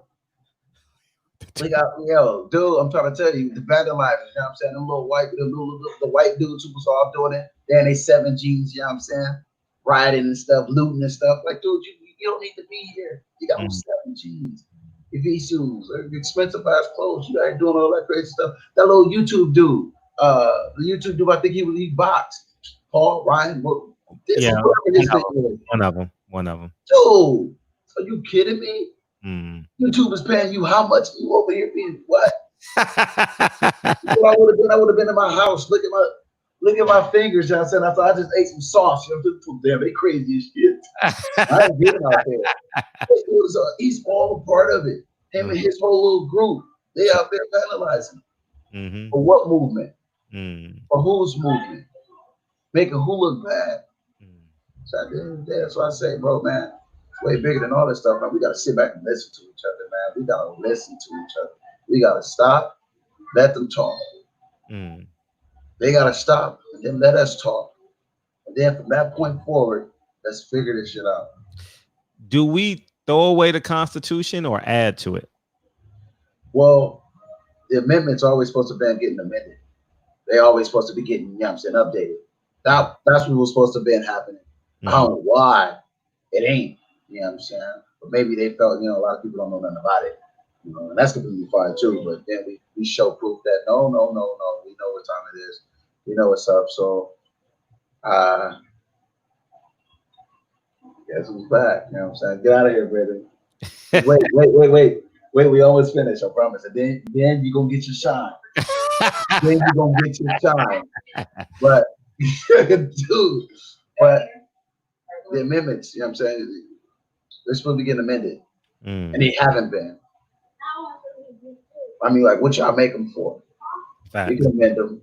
You guys can amend them. You guys can fix them. We can fix them. Give us an opportunity. Let us vote in some stuff. But give us the real deal. You know what I'm saying? Give us the actual, like, the truth. Let us choose. Let us decide. Don't sit up there and try to like hold stuff from us. I was just going off on a rant, you know what I'm saying, last time talking about aliens, how like when the coronavirus was taking place, you know what I'm saying? They was like, oh yeah, by the way, you know what I'm saying, aliens do exist, and we, you know, it's like, damn, how you gonna slap that? How you gonna put that? How you gonna bring that? How you gonna bring that out when the world's supposed to be froze right now? But I feel like, you know, everything is for a reason. Like my man, you know what I'm saying, he's like, walking in, getting his shine. for a reason. You know what I'm saying? And you kind of make sure his Instagram pop after this. He wants to get Oh man. You know, I was thinking that along with the police officers in terms of building community, I think that the politicians, although they live in the region, I think they got to be maybe like, I wouldn't say born from there, but have invested interest. Yeah, bro. You know what I'm saying? That's why literally I start talking to Congressman Collins, man, because he's from South Central, so he's lived it. You know what I'm saying? What's he running for? Whatever Maxine Waters trying to do. You know what I'm saying? Okay. He wanted to get her. Whatever her role. Old people ain't died yet. That's tough. Yeah, whatever her role is supposed to be. You know what I'm saying? He's trying to get in there and take that. And listen, not yet. I'm almost, I promise. But yeah, I feel like he was treating you like Maxine Waters just now. You know what I'm saying? You're like, yo, get out the way. You know what I'm saying? Let the youth come in. But truthfully speaking, man, like, you know, she's been here forever. Go into these neighborhoods and talk to them about Maxine Waters. Ain't nobody got nothing nice to say. Her name's all up and down in Watts.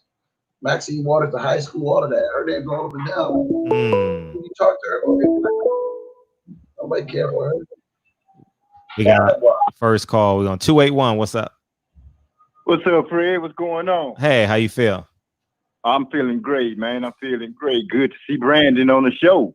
Blessings, man. Thank you. I appreciate that. Yeah, appreciate you, B, for sure. So I don't like to talk long. I want to jump straight into what I always have to say so I can get out the way.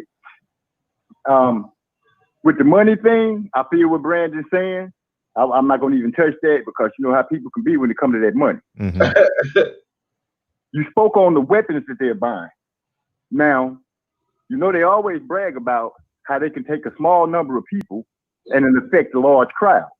That's what the weapons are for. That's why they're spending so hard on the weapons, so they can mess us off quicker. I'm a firm believer that we can fight, but we still got to get the other warriors together. We still need to grow our own judges, police, lawyers, and politicians. That's the only way we're going to actually see change. Unless we plan on killing everybody. Right. But, you know, let's be real. We got to stay vigilant with the pushes that we're making, but we got to get our kids in school so we can go ahead and start saturating these different spots so we can start having what it is that we're looking for. They're not going to ever get it to us. So we got to take it. When Martin was here and Malcolm was here, when they got killed, we stopped because nobody was tickling our ears with good things to say. We should have kept pushing, keep our kids in school. I know that sounds like a broken record, but in order for us to start getting our communities on our feet, we got to have the right things to fight. Like he said, they playing chess moves against us, and we still playing checkers. Hey, Brent. Yes, agreed. Like I said, man, hey, I was watching you when you was on the when you stuff Shane Mosley's son on the show. Contender. I'm thinking, contender. Hey, man, can you make 147? You know what? Honestly, man, I never talk about it, but that's actually what it's in the make. It's like I'm telling everybody 154, because 154 is what we going after first. But ultimately, that's what we gonna try to go for. You know what I'm saying? As long as it don't hurt too much, you know what I'm saying? But if 154, you know what I'm saying, this is where God puts me, man. Then you know what I'm saying? You want to call out Earl Spence right now? Huh? You want to call out Earl Spence right now? He know his names will be there, you know what I'm saying, if I can make 150. It makes no sense for me to go calling people out. I know. If I don't do it just yet. But I like Earl Spence. He's one of my favorite fighters too, you know what I'm saying? I would love to fight him. I love to fight him. I like him. I'm gonna get off of here. Peace to the chat. Hey man, y'all hit the like button, hit subscribe. Right. You know, always appreciate you, bro. Say your name. You're doing your thing. That's love, King. Appreciate you coming. All right. All right, one. Yeah, man. 147. You know who's actually doing the same thing? Austin Trout. Yeah, no, I seen it. He did it. I seen it. 149 he got down to. I saw it. You know what I'm saying? So he said he felt good. You know, he probably didn't eat for 10 days, but he said he felt good. Shit. That motherfucker had 2 rows of lettuce and some lifesavers or some shit. You know, I'm vegan, man. I eat a nut and a grape a day. Yeah, man.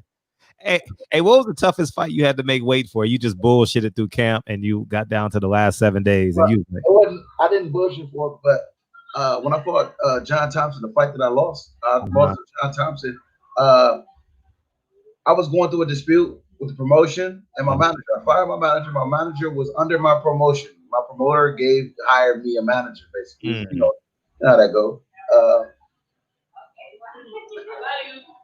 And what wound up happening was I was literally trying to get out of this dispute, and they told me, "Look, man, well, you can't get out of the dispute. We're gonna pull you off this fight, off the card, so you're not gonna make the main event." And then 2 days. It was on a Wednesday. The fight was gonna be on Friday. Wednesday, they told me I need to go see the doctor, the fight doctor. I told them, I was like, well, Banner Promotions called me and told me I need to go see the fight doctor. And I told him, I explained to Artie, I was like, yo, Artie, man, I'm not fighting on the card because my promoter, because they was co-promoting me, like my promoter told me I'm not fighting on that card. He was like, yo, you're not. Don't you know if you don't fight on this card, ESPN is coming for you. If they come in, because they're gonna come after me. Once they come after me, I'm gonna direct them to you. Basically, I was gonna be getting sued. I'm a kid from the neighborhood. You talk about suing, I'm getting afraid. I'm like, shit, I'm gonna go to jail. I'm just being honest. I thought I was gonna go to jail. You know what I'm saying? Because I ain't gonna be able to pay you guys this money that y'all probably talking about. So I told them, don't worry about nothing. I'm gonna go make weight. And right after I finished going to go see Dr. Glutman, who was the doctor at the time, and San Pedro, where I killed myself to go make weight. I lost probably, it was up 12 pounds. But this was me, you know what I'm saying? I was training, but I wasn't training to make weight. And I lost up of the 12 pounds, and I lost the fight. Boy, I felt completely terrible. I felt like literally while I was fighting, when I was in the back warming up, one side of me just kind of like kept leaning over as if I was having a stroke or something. I was explaining that that's what having a stroke feels like after when I went to go see my good friend who's a doctor. They was explaining like, oh yeah, that's what it's like to have a stroke, Brandon. Go drink some fluids, and that's when I got shelled for the 3 years too. You know, so there was a lot of politics going on then. But yeah, that's what happened with me. I lost like probably like 13 pounds.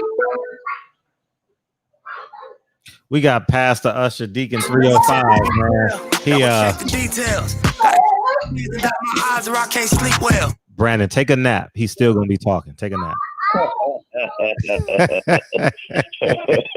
What's good, guys? Hey, what's popping? How we doing? Yeah, man. I remember you, Brandon, before you got on the contender. A lot of people probably don't remember you before that. And I thought highly of you then. You was cracking heads, bro. Young guy here gonna be something, you hear me? Thank you, I appreciate that. You have explosive power. You know what you remind me of? On probably the toughness of Evander Holyfield and the tenacity of a Mike Tyson. I'm not lying to you, bro. Thank you, man. I appreciate that. Absolutely. One of my favorite fighters, like for real. Oh, absolutely. That's what I always seen in you, brother. And I got a question for you. What did you think about the little interview with Tim Bradley and Andre Ward today? What they said. What's your thoughts on that? Oh, I didn't see it. I was in the gym probably working out. I didn't catch it. Oh, yeah. Dang, I want to know what was said. You know what I'm saying? Because you know, them are our big brothers of the sport. You know what I'm saying? So right. Yeah. Something, you know what I'm saying? We stop and we listen because you know we want to get that knowledge. So I'm curious. I want to know. Yeah, he Tim Bradley. That was the first time he ever moved me emotionally. You understand me? He had a touching little testimony of it's something that a lot of us go through as black men and young black boys will grow to experience. The encounter he had with the police with him and his 4-year-old son at the time, about a year ago. And he was debating, should he take this car that he'd been working on? And his mind was telling him not to take it, but his son really wanted to ride in it because he had to completed the car and it was looking nice. So you can imagine it was I think it's that hooked up car that he got setting up in the air. You understand me? They didn't show it, but I think I done seen it before in some other previous videos. And he was like debating, should he do that? And he said he just wanted to see the smile on his son's face. So he just went and did that for his son. And he said, no, as soon as they hit down the street, half block, all he heard was police sirens. And he looked in the rearview mirror, not one cop, not two, not three, but 4 deep. And he told his son, just do what I tell you to do. Keep your hands straight in the air and do everything I tell you. Don't say one word. I got this. Everything's going to be all right. Don't say one word. He said he was shook, heart pumping like Kool-Aid, but he had to be strong for his son. And as he began to tell the story, it kind of touched me because I done been through this so many times, and often it don't end well for a lot of us. And truth be told, I went through the same thing last night. You understand me? With my daughter, she just bought this car, and we went through similar things. But God bless that situation. We just shook hands and we parted ways. But for his 4-year-old son to experience that, and then he said once the cop let him go, he went down the road. He had to explain to his son. After his son said, "Dad, why did the cop pull us?" He said, "Son, let me tell you. For one, because of the color of our skin, and number two, because of the vehicle we were riding in." He said he had to tell his son the hard truth, and that hurted him. But it's something that has to be done. He said his father told him the same story 30 years ago, and before he experienced it. It's just saying we have to be safe out here, family. These are some troubling times, and it's a lot of people don't want change, and they're willing to do anything to keep the status quo. You know what I mean? So I just was wondering, did you see that? And you said you didn't. So that he really was. And Andre Ward spoke very eloquently himself, but Tim Bradley was a little more moving because as a lot of us could relate to that experience. So I just want to ask you one more question, brother. You didn't ask him a question. That was a story. Well, he said he didn't see it, so I tried to break it down for him real quick. What do you feel? What's your plans for the duration of your career? Man, first off, getting back down to my original weight, 154. Fight the top fighters, become the world champion. And then, in the midst of that, though, I want to see, what's in the. If I could make 147, if not, I'll stay at 54. You know what I'm saying? I'm fine there either way it goes. But that's for my career. That's what I plan on doing as far as me being a boxer, becoming the world champion, man, and speaking out a lot more. Once I got, that insurance, the title is insurance to me, for me to be able to speak a little more to people. Being a world champion, that's insurance for me to talk against stuff and make my voice count a lot more, because I know a lot more people paying me attention there. Okay, so I got another question for you. Who you feel that could be the best driver of the car that can get you to that destination, promoter-wise? Promoter-wise. I was just actually telling Fred, I like working with Showtime and Al Heyman and his team. They definitely took care of me, man. But I haven't had the opportunity of working with everybody, so I don't know how everybody works, and I don't know how everybody take care of business. I mean, all I know is I go by what I hear from stories. But if there was a possibility for me to be able to do it, like, kind of like not necessarily 100% by myself, because it's gonna take a team. But if I was able to do it, and be able to control a lot of the things from my aspect, from my end, then I would like to do it that way, and always partner up with people and learn the game, learn the business, just like how Floyd did. stuff like that. Right. And, you know, I listen, man. You know, it's a lot I see in you, brother, and I believe that you have the drive, you have the proper nurturing of your spirit to get you there, and always pray and ask God to order your steps. You understand? Yes. Just don't move in haste. Just ask God to order your steps and keep you in good company with those who have already won.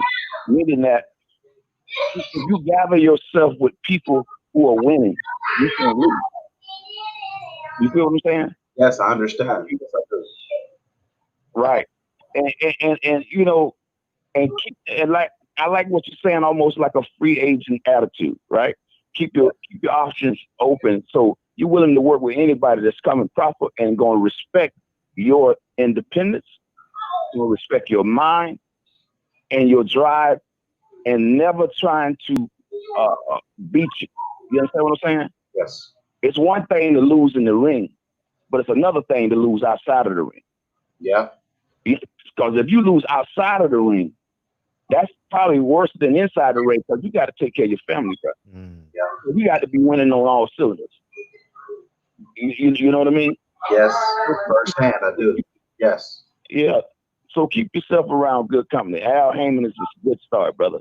And you know, you got to stay away from those Anglo-Saxons, bro. Because they don't have your best interests at heart. You understand me? Yes. But one thing about it, if they come in proper, there's no problem with, you know, treating them with a long hammer spoon and working with them, but treat them at a distance where they don't get too close to hurt. Hey, man. Hey, come on, respect the call now. Respect the call. I love this, brother, and I'm getting it in. I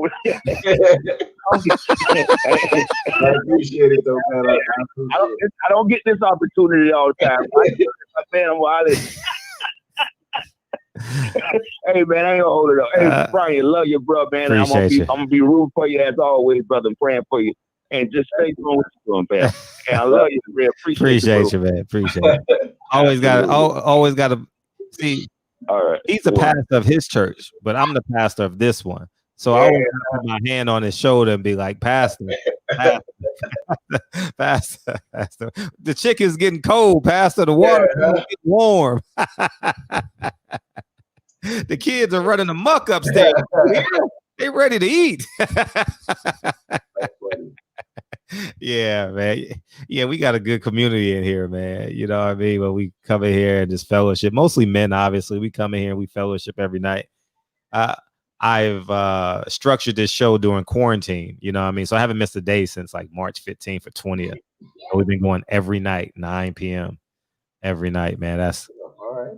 Yeah. Would you want your son to box? You know what? If he wants to, it depends on how much of an influence I got in boxing after my career is done. Because, you know, boxing ain't fair. You know what I'm saying? I know it. I recognize it. But I still love it. And for what boxing has done for me and to me, I weigh those options. And I think, you know what I'm saying, would I want my son to go through it?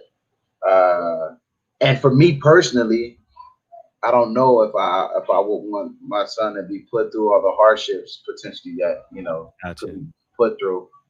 But, you know, I would never turn him away from it. You know, if this is what he wants to do, then of course, you know what I'm saying, you know, I'm gonna give it everything I got. He's gonna hate me. I'm gonna be that dad. You know what I'm saying? I'm gonna be, you know what I'm saying, that dad who's gonna be pushing him. But, you know, knowing and understand what I went through as a fighter, giving him that, and always telling him like, yo, you can always pick up something from somebody else. I'm not the end all be all. The blacker the better, the sweeter the juice. I said the darker the flesh and the deeper the roots. Reggie Owens on the call. Hey, Reggie, Tupac cares if nobody else cares. What's up, Reg? What's popping? Man, what's going down? What's going down with y'all? What's up, man? How we doing? Oh, good. Man, I want a quick question on being that you're a LA kid, like a lot of us up in here. what is the one thing that you found difficult coming from LA and getting into the sport? Because we don't have many gyms like I see around the other parts of the country. How hard was it for you to find training and to get yourself involved in the sport? I ain't gonna lie, it was just that, man. I'm saying, getting to the gym, growing up in LA, you got to deal with, territory. And Broadway Boxing Gym was the gym that I started off at. Broadway Boxing Gym, me growing up, I went to Lock High, Allen Leroy Lock High, which is around this corner from Broadway Boxing Gym. But the gangs over there, it imposed a threat. You know what I'm saying? Me coming over there, having to deal with those kind of politics. That can kind of push people away. And then a lot of times coming into the gyms, you want to go where you feel comfortable. You know what I mean? You want to go where you can relate. And Broadway Boxing Gym, it was a blend of everybody. It was a blend of everything, man. And I could relate to that. My family is like that. It's a mixture of everybody. You know what I'm saying? So going in there, it didn't matter. From all the kids who was 8 to all the dope boxers. When I walked in the gym, everybody gave me that I'm a fighter mug. It was all like the kids. I was like, I didn't want to be in there because of that. When I first walked into a boxing gym, I was like, these little kids think that they gonna whoop my butt, man. Look at how they looking at me. This is what I'm thinking to myself. At the time, some of them kids probably really could have probably put hands on me. You know what I'm saying? But then as I kept coming, you know what I'm saying, even though I was uncomfortable, it's what made me want to push myself and challenge myself to become a whole lot better, being uncomfortable in that situation, knowing what I was up against, to where when I did get comfortable, you know what I'm saying, I was the master of my own body, my own will at that point. Absolutely. That was some great shit right there, because I always think about that, because I always wanted to get into boxing as well as a kid, but like you said, LA is so sectioned off by territories and hoods that you can't just go anywhere. And I think that's what keeps a lot of people, because LA, we got a lot of, from what I think, if we put them under the proper conditionings, we can pull out a great region of championship boxers. But due to this whole aspect of not having the facilities, I think it limits people. And I think that's what makes your story so unique and dynamic. And I don't think that part is mentioned a lot when you tell your story about how difficult it is for LA kids to get involved in this sport. But I think we, from LA, if those dynamics change, we can make a run. And I think that's essential to what we're dealing with, where with all the protests and everything, it's coming out about us loving each other, regardless of what hood you come from. There should be no boundaries on shit. I wholeheartedly agree, man. The craziest thing is about, like, literally, like you said, the reason why I don't like to try to bring it up, man, because I don't ever want to highlight, you know what I'm saying, the negativity in the neighborhoods and stuff, really. Like, so I don't ever really try to bring it up. Because like I said, man, growing up, you got to choose what gym you go into. You got to know the areas. You got to know the areas first, you know what I'm saying? And the reason why, some people have success, you know what I'm saying, that ain't black or brown in these neighborhoods, they have success going to these gyms because they don't know about the community. They don't know, you know what I'm saying, the aspect of what's, you know what I'm saying, behind the history of being in these cities, these inner cities and stuff like that. So you can kind of tell, you know what I'm saying, like, for instance, like, it used to, Broadway Boxing Gym was a historic boxing gym. It's a gym, you know what I'm saying, it's one of the most good gyms. And when I used to go in there, it was always older white dudes, you know what I'm saying, training. And I'd say to myself, like, damn, dude, they don't have no fear coming up over here. But me, you know what I'm saying, I'm tightening up my stomach every time I come up them stairs, you know? Because I don't know what's at the end of the stairs, right? So I always thought that was crazy, man, that these people, like, you know what I'm saying, it's not that they fearless, they just don't know what to fear because they're not familiar with it. You know what I'm saying? But then us, on the other hand, you know what I'm saying, how we got to overcome so much, you know what I'm saying? It was a battle just getting to the gym, you know what I'm saying? Parking your car, you know what I'm saying? Looking around and, I never really be highlighting it, man, because, I don't ever, enough bad has happened in our cities and our neighborhoods, man. If you ask me, I will tell you, though. But, like I said, man, it's about being comfortable, man. And it's hard to be comfortable. It's hard to feel comfortable in territories and areas in which you know what I'm saying, you unfamiliar with, and you know the dogma of it. You know what I'm saying? You know what comes with it. You know what I'm saying? The animosity between neighborhoods and all of that stuff. You know, so coming up in LA, it is tough, and it ain't that many good gyms. It's not that many good gyms. When you come in there, you know, like I said, it's politics. You know what I'm saying? Brown stay with brown, black stay with black. You know what I'm saying? And not paying attention to the fact that, you know what I'm saying, I can learn how to hit the body a hell of a whole lot better. This brown brother showed me. That brown, if that dude learned how to be a little more slicker and stuff, you know what I'm saying, we have more Canelos. You know what I'm saying? It's amazing. You know what I'm saying? How we be holding each other back so much. But yeah, bro, that's what's up. That's what's happened in LA and most gyms. Though I'm sure it's not just in LA. I bet you if you go and ask, people start confessing, coming clean. You know what I'm saying? They cities and these inner cities, these inner communities. You know what I'm saying? It's hard to get to the gyms because of this. Absolutely, absolutely. And I think that's also what we have to tear down along with the system, is just tearing down the disdain that we have for each other, it's kind of a hate to where people have a lack of understanding. I think that's what people have to wake up from. But also my other question, I got a couple questions to ask you and you look familiar, man. I think I know you from somewhere. I didn't see you. Yeah, you seen him on Showtime. When I first seen you on the Contender, I was like, damn, you look familiar. You look like somebody used to live around my peoples in Linwood and shit. I kind of sort of did grow up around there, yeah. Oh, what's that again? Yeah, I said I kind of did grow up around that area. And then I got a lot of brothers.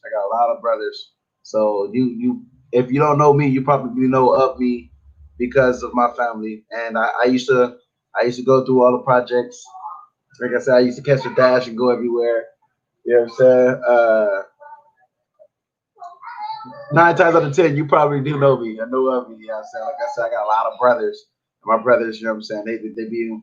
They be all up and through the city of LA. Yeah, I think I probably have ran into you. I like that. This dude look too fucking familiar. My other question is, once you end your pursuits within the sport of boxing, do you plan to stay around? And what will be your contributions to the sport of boxing? And then I have one more question for you after this one. Right, to answer that question, I would like to stick around boxing and give my point of views, to give my knowledge, to give what I know, to help youth, to help people who's coming up. You know what I'm saying? So they don't make the same mistakes that I made. You know what I'm saying? If teaching somebody how to become a better, you know what I'm saying, fighter in any kind of shape or form, I would like to do that. I definitely want my presence to stay in boxing, or as me being a commentator, you know what I'm saying? Sit down with Paulie Malignaggi or somebody who makes sense, you know what I'm saying? I use Paulie, you know what I'm saying, because I feel like me and him would be going back and forth, you know what I'm saying, arguing upon with Paulie. Oh, you know what I'm saying? I feel like, you know what I'm saying, we'll be battling each other, you know what I'm saying, because we see things totally different. You know what I'm saying? I use his, I purposely said his name, you know what I'm saying, because I see Fred, you know what I'm saying? Fred love me. Oh man, Paulie, dog. We'll talk. We got like 15 minutes left. We'll talk about that. Yeah. All right. And then this is my last question. I know you're about to ask me about the Paulie comment. My last one is for your kind of inspiring words for young fighters turning professional. What are your mentoring words to young fighters turning professional? Financial advice, career advice, and just the way they move. And then I'm back in the chat. But great talking to you, my brother. Yeah, it is great talking to you. Likewise. What I would say to any and everybody, look, man, you got to get with people who love you unconditionally. You got to get with people who love you unconditionally, man. This sport is tough. It's tough enough being in the ring fighting. It's tough enough getting up in there, having somebody throw punches at you, having to learn how to bob and weave and fight back. You know what I'm saying? So you want to only focus upon that. You know what I'm saying? You want to have an idea of everything that's taking place and that's happening outside the ring, man, but you want to only be able to focus on your body, the tempo, and being in the ring fighting. I will tell any and everybody, man, get with people who love you unconditionally, man, who's already, you know what I'm saying, who's in it, you know what I'm saying, because they just want to see you do it. They believe in you. They want to see you make it, and not because they want money off of you. it might be hard for some people to find that, especially from the neighborhoods, man, because we come from nothing and we all want something. Absolutely right. So with that being said, man, I would say get with people who's gonna love you unconditionally, and you have to get with somebody who understands the sport of boxing. You can't just go up in there, you know what I'm saying, all blind. I went this bad boy blind, you know what I'm saying. I'm just being honest. I took one of the lids off, you know what I'm saying. You got to get with somebody who knows boxing, who understands the business of boxing, man. And then other than that person or them people, make sure you got a whole bunch of people who love you unconditionally, who, you know what I'm saying, who wants to see you, you know what I'm saying, make it. Paulie Malignaggi, man. There we go. Reg. He says racism doesn't exist. It's made up in 2020. That's a quote. I would like to hear him break that down. Remember I said we got to start listening to each other. I want to know what you mean by that. I want to know what exactly you're saying. Or are you trying to compare it to what has happened in, you know what I'm saying? He's afraid to come on the show. He's afraid to come on. I think that'd be dope if he came onto the show. You know what? Too. I think it would. You know what I'm saying? Because you somebody, you know what I'm saying? Like, because again, you're one of the guys who made it to be able to box, and now you're sitting down at that seat. So now, not just your boxing, you know what I'm saying, meant something to the sport of boxing, you know what I'm saying, but it meant enough. It meant so much that now you're sitting down and able to speak about it and talk about it, you know what I'm saying? Like the Roy Jones and Timothy Brothers, the Andre Wards, you know what I'm saying? So now you're in that position, you know what I'm saying, the George Foremans, and we can keep naming names, but now you're in this position, now you're in this seat, you know what I'm saying, and you got people's ears, you got people's attention, so what are you talking about? Make it all make sense, you know what I'm saying? I want to hear your truths. I want to hear, you know what I'm saying, where you come from when you say something like that. Because, you know what I'm saying, like a lot of times, when you say something, you got to have, you know what I'm saying, you got to have something to back it up. And I want to hear what you mean by there's no racism. Like, where you coming from? Because, like, I could sit up there and talk about what I think he's trying to say, but we could say that, we can do that all the time. We could look at somebody's tweet or text message, and they could be saying something totally different from what they're saying, and we got to figure out and decipher. No. How don't you just, you know what I'm saying, be a man, come and speak it. Come and say it, you know what I'm saying? Just come in and clarify things. Because right now, you know how I sleep. I said, you know how I spot it. And what you saying don't, it's not resonating. So come and make it make sense. That's it. And that's all. That's all that everybody wants. They want to make understanding of what's going on. They want to be able to overstand it eventually. I would love to hear him explain that, looking at a black man in his face. Because it's easy to say it when you're in the confines of like your comfort zone. You know what I mean? And then he needs to feel the pushback from it too. You know what I mean? Even though it's cyberly, he just needs to feel the pushback from it. And people tell their stories. Timothy Bradley told the story today. Andre Ward spoke of the totality of boxing. Deontay Wilder talks about it pretty consistently on so many levels. So I think that he needs to feel these stories. He gotta sit down and talk to somebody, man. He gotta speak. He gotta speak, man, and then he gotta. This is where that it comes in, man. We're gonna listen to you talk. We're gonna listen. We're gonna hear you, and then we're gonna go. All right. So now you listen to this. And then at the end, we're going to figure out these answers right now. So you mean to tell me you feel this way after you just heard this and this. And then, then we figure out what the real issue is, whether it's him or what's the real problem? What's the real issue? What's the real problem? Because now, like, that's right at this point, ain't nothing wrong with it. Ain't nothing wrong with sitting up there. Like, let's start from the very beginning of this right now. Let's figure out what's your problem. What's your issue, man? Go ahead, speak. Because one thing, you know what I'm saying, I wasn't going to get too much into, but, I asked my white friend, the same friend that I had asked about how do he feel about being white in America. I told him, how do he feel about, being proud of his nationality? How do you feel?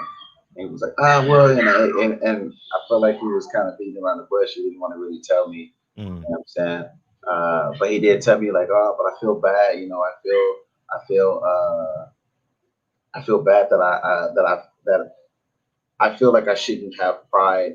And I was like, look, bro, I was the guy who made the rules. And I'm not looking for the right answer. I want who you are. I want you. You know what I'm saying? If we boys, if we supposed to be boys, you know what I'm saying? Why don't you keep it 100 and just tell me flat out? Oh, somebody was like, I got a call. I got a call. Wait a second, brother. Say the black of the belly, the sweeter the juice. I said the darker the flesh and the deeper the root. Give me a second, bro. I got a call. Got that. Hold on. What up, DB? What up? What up? What up? Got the cannon on the line. What's cracking with you, homeboy? It's the cannon. Easy. I'm gonna run through this quick because I know you had some you had some tough times with some of the questions today. Not tough times, but you had some people preaching at you. So I just want to ask you some cool, quick, fun questions. Oh, we make fun of each other too, man. I see. I love it. Yeah. So I'm representing South Central LA first off. But who are 2 or 3 fighters from your gym for us to look out for? From my gym? There's a guy named Terrell Adams. Okay. You know what I'm saying? There's probably no relations. My little brother, Terrell Adams. It's a couple of little dudes, you know what I'm saying? Dirty Left. Man, what's Tyrell's last name? Terrell Dirty Left. Damn, I can't. His Instagram name is Dirty Left. I can tell you that much. You know what I'm saying? It ain't Dirty Right. And then another fighter that's coming up, that's up and coming, man, that I think, you know what I'm saying, it's gonna be legit. You know what I'm saying? It's Tiburon, Mario Vasquez. He seemed like he's gonna be good. He's undefeated right now, 16-0. He's out of Elite Pro Boxing.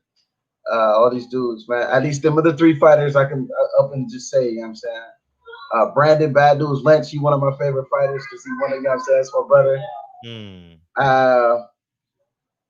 Everybody from the contender, I can keep going, you know what I'm saying? I can keep going. No, we just needed like 2 or 3 names so we can start looking out for them. I gave you 3 of them, I promise you, you know what I'm saying? They legit. Dirty Left, Tyrell Dirty Left, Terrell Adams, and Tiburon. Okay. So a question about you. So what's one thing that you have to or can change or alter in your style to make you better? That's a great question. I think I could jab more. I could start jabbing more. Man, you can never jab enough. Absolutely. Yeah. Absolutely. So I was going to ask you if you were involved in politics or the boxing politics at all, but based off of the answer that you gave about Paulie, I think I got my answer for that. My other question was, you were a pretty superior athlete. So if it wasn't for boxing, would it be MMA or football or another sport that you'd be in? You know what, man? I tried to play football growing up as a kid. I tried to play football for my high school. The coaches told me I was too little. I mean, I'm sure he regret that. You know what I'm saying? You see all the hard work that I put into boxing. But that was the sport I wanted to do. And then I started boxing. And I think about doing an MMA fight all the time. I always think about getting to the octagon, you know what I'm saying? Putting in, because, you know, before I was a boxer, I was a street fighter. You know what I'm saying? So I always kind of want, there's a piece of me I always want to get up in there, you know what I'm saying, and throw hands with them 4-ounce gloves. Yeah, don't one of your coaches teach kickboxing too? Nuh-uh. All I got is it was just Dub Huntley, and then we started working with Freddie Roach. And so we incorporated Freddie Roach, but for the most part, man, them are 2 old boxing souls. That's it. Okay, yeah, well, shit, if you want to get into some MMA, some grappling and shit, man, tell Fred to, you know, give you my hookup, and you know, once all of this shit is over, yeah, we can start working on lots of everything. All right, for sure. Yeah. So the other thing, Venice Beach or Santa Monica Pier? You said, say that again? Which one would you prefer? Which one is better? Because you're from LA. Venice Beach or Santa Monica Pier? I ain't gonna lie to you, man. You know what I'm saying? Venice Beach is wild. You know what I'm saying? I mean, unless you're going up there to go watch a basketball game or, you know what I'm saying? But it'd be crazy at Venice Beach. I feel like at Santa Monica, you won't run into that many crazies up there. So I would say probably Santa Monica. I take my kids to Santa Monica quicker than I would take them to Venice Beach. Venice Beach, you know what I'm saying? That'd be wild. That's a fact. All right. Megan Good or Megan Thee Stallion? Who? Megan Good or Megan Thee Stallion? I'm a savage. Yeah, ratchet. Yeah. That's that girl. Yeah. Megan Good. We ain't trying to get you in trouble with wife. He just wanted That's to what figure it you out. are. You know what I'm saying? I just didn't look her way. You know what I'm saying? She looking at me. You know what I'm saying? I'm smashing beers. She's like Stone Cold. I'm getting it later. Whatever. All right. So if you could walk out to a Nipsey song, which song would you choose? Oh man, you know what I'm saying? I came out the Sucker Proof when I was fighting Charlo. You know what I'm saying? I knew what time it was. I come out the Sucker Proof all the time. You know what I'm saying? Pop out your range because I'm Sucker Proof. Don't play no games. Well, you already know. You know what I'm saying? Look, Brad over here smiling real hard again. My dude, man. Nipsey, my I dude. can see that. Yeah. Mm-hmm. I love it. You know what? One of my brothers in the chat actually had a question I'm going to ask you, Mark Wonderlick. He said, what do you think about Deontay Wilder's poems? About his poem. The thing he said, to this day, I liked it. You know what I'm saying? It was powerful. I'm sure he got his point across. You know what I'm saying? That's definitely not, you know what I'm saying, the fire sirens. That's Braden getting in trouble, you know what I'm saying? But besides that, like I felt, you know what I'm saying, he got his point across. And every time he speaks, you know what I'm saying, everybody stop and listen. That's a big, that's a big dude, you know what I'm saying? We stop and listen. Mm-hmm. To this day, I liked it, you know what I'm saying? He walked away, you know what I'm saying? It was dope. I liked it. I love it. All right, B, well, I'm going to fall back, man. Appreciate you spending some time with us today. And when we have an event at the barbershop, or once Fred put something together, man, we got to have you out there. And we look forward to having you back with us again soon. Mm-hmm. I got to be out there, you know what I'm saying? I got to be out there. All right. Appreciate you. Appreciate you. Blessings, man. Blessings. Yeah, before we get out of here, B, we were running. Hey, best burrito in LA. Ah, man, I ain't gonna lie to you, man. It's this truck. You know what I'm saying? Down the street from where I stay at now. So La Mirada. You know what? One of the best burritos I had so far is in Downey. It's called Fatima's. Fatima's? Bro, I'm so serious. Next time you come to the gym, we're gonna stop by that store. Okay, I'm writing all this. Best hamburger.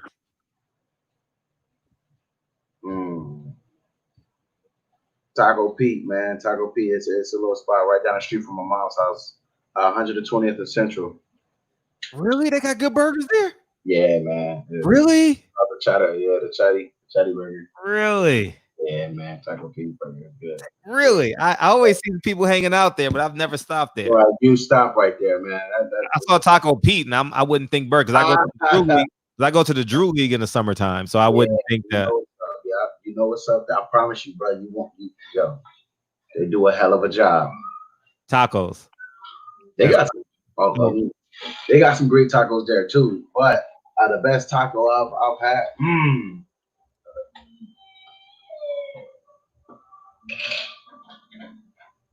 Taco Bell, I just playing. Taco Bell. Damn, dude, I can't think of. What's the name of that place that we be going to, Erica? Dio's. It's that little place over there that's by the 105. We used to go there like late night tacos. I gotta hit up that burger spot. El Theo or something like that. Okay, El Theo's. Okay, El Theo. It's off of Bellflower. Okay, El Theo's. Okay. Well, so you got to the 105. You know what I'm saying? They right there, jointed, connected. You know what I'm saying? You're gonna be connected in this video. No. That's where we go.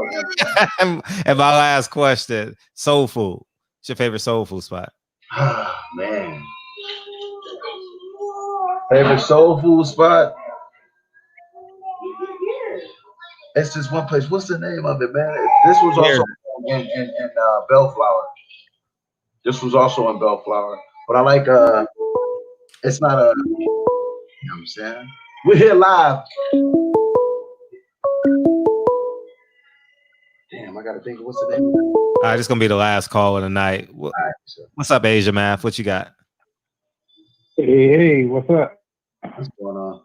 Been a minute. What's up, Mr. Adams? How we doing? I'm doing good.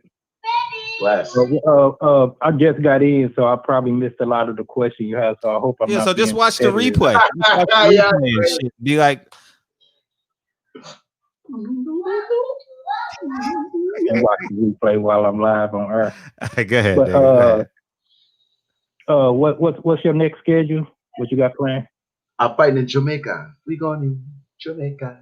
Yeah, Fred. Like, wait a sec, B. You didn't say that. You know what I'm saying? Nobody else asked. You know what I'm saying? So that was a great question. Yeah, we going to Jamaica. You know what I'm saying? In October. Oh, you are for real? Yeah. For real. This ain't no joke. You know what I'm saying? Jamaica. You know what I'm saying? We going to Jamaica. Who's your opponent? So far, man, we trying to figure that out. We were trying to fight. Well, they were trying to present a native from Jamaica. You know what I'm saying? But that wound up not happening, or it hasn't happened yet. You know what I'm saying? We just looking to catch a fight. You know what I'm saying? Out in Jamaica, looking forward to having me. I'm looking forward to, you know what I'm saying, being out there doing my thing in front of all, you know, the Caribbean, the beautiful people out there. Myself, Brandon Lynch. You know what I'm saying? We gonna be fighting on the same card out there, doing our thing, man. Yeah, that's gonna be in October. So far, that's what's coming next. Okay. Yeah, I did see the title fight you had with Charlo for his homecoming. That was last year, correct? Yes. Yeah. We did about. We took him the distance. Yeah. So, that's what. Go ahead. No, I said that's all. You know, that ain't all we want to do. We want to, you know what I'm saying? We want to take that. Okay. So what's the timeline for a next title bout? Oh man, dude. Honestly, something like that, you know what I'm saying? It's unless I'm a mandatory, it's kind of out of my hands. I gotta wait till, you know what I'm saying, somebody call me up. You know what I'm saying? Them are the powers to be. Yeah, politics. I understand. Plus, you in the toughest division. you in the belly of the beast. Facts. You in the belly of the beast. I salute you on that one. But that's pretty much all I had. And you know, salute. Much success to you. Blessings. So I kind of like have my favorites in the 154. The Hammer. Yeah, that's the Hammer. Yeah, I'm saying you hear Brandon the Hammer Adams, man. That's what they said. I thought he was the Cannon. You the Cannon, correct? I am, but they said that on Showtime that I was the Hammer.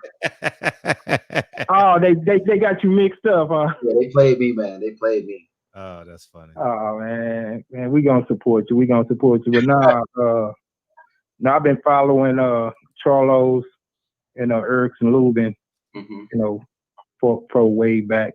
And then when I saw you on the Contender HBO and you beat Shane Mosley's son, that was pretty impressive. You ever think of giving him a rematch? Hey man, if that's what they want. Oh, okay. They want, man. My job is to fight, you know what I'm saying? I want to fight the top fighters, you know what I'm saying? But I also understand, you know what I'm saying? It's fights that have to be made in between. So if you know, I got mad love for the Mosleys. But if Shane was to ever, you know what I'm saying, buck up towards me and like, yo, what's up, man? I need this again. I'm telling you, know what I'm saying? But by all means, let's do it again. I've never been away from nothing. It's all love. Yeah, that'd be real love. I mean, like I said, he probably ain't asking for it because he probably feel like he's, you know, he got to get his skill set to be ready for you. You know, you're no pushover. You know, so he probably feel like he got a lot of work to do. I was just wondering, would you give him another rematch? Of course. Let me clear this line, man. Much success. I'll be watching for you in October, and hope that comes through for you. And you stay safe, man. All right. Thank you, man. Blessings, and I appreciate that. Yes, sir. Yeah, happy early birthday. You got the same birthday as my little sister. Oh, thank you, man. I appreciate that. Appreciate you. No problem. Appreciate you, Asian. All right. Appreciate you, dog. Do you have anything lined up prior to the pandemic? Yeah, this fight in Jamaica. It was going to happen in June. It was going to happen way earlier. Wow. But then, you know, this happened, and now we got to wait till everybody's cleared up. Okay. Any last words, man? Each one teach one, man, and we move from that. Each one teach one. I appreciate you spending your evening with us, man. Thank you so much, man. Yeah. We got V Bozeman coming in tomorrow, so you might want to come back for that, man. She sings well. All right, I'm gonna check her out. I know you got company. She's a great singer. Hey, tell your brother T I said that. Hey, you know where I met you, brother? Did he tell you where I met you at? Where I met him at? I met him at Hawkins Burgers. That's funny. Well, yeah. On a Sunday, I was coming back. I was coming back from the Drew League, and I always stop there and grab something to eat on the way home. You know what I mean? And every Sunday. Yeah, you can see. Yeah, we be going into all the little eateries. People be like, "Oh man, we be sneaking around." You know what I'm saying? We be sneaking around. Facts. Man, thank you for coming in, man. Go follow him on Instagram, man. Brian the Cannon. Cannon Nation, right? That is Brandon the Cannon. It's all Brandon Cannon.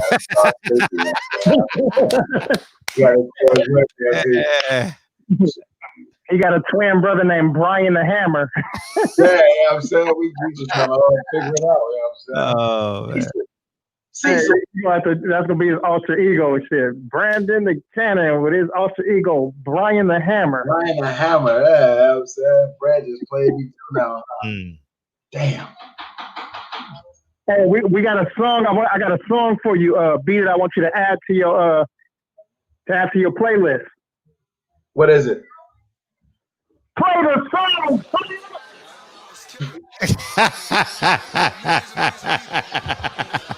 Yeah, man. Man, Sean Porter must have been watching this because he just hit me up. You know what I'm saying? He hit me up about an hour ago. You missed it, Sean. You missed it, Sean. Oh, what Sean say? Nothing. It just said incoming call, incoming video call. I'm like, okay. Right. Enjoy that.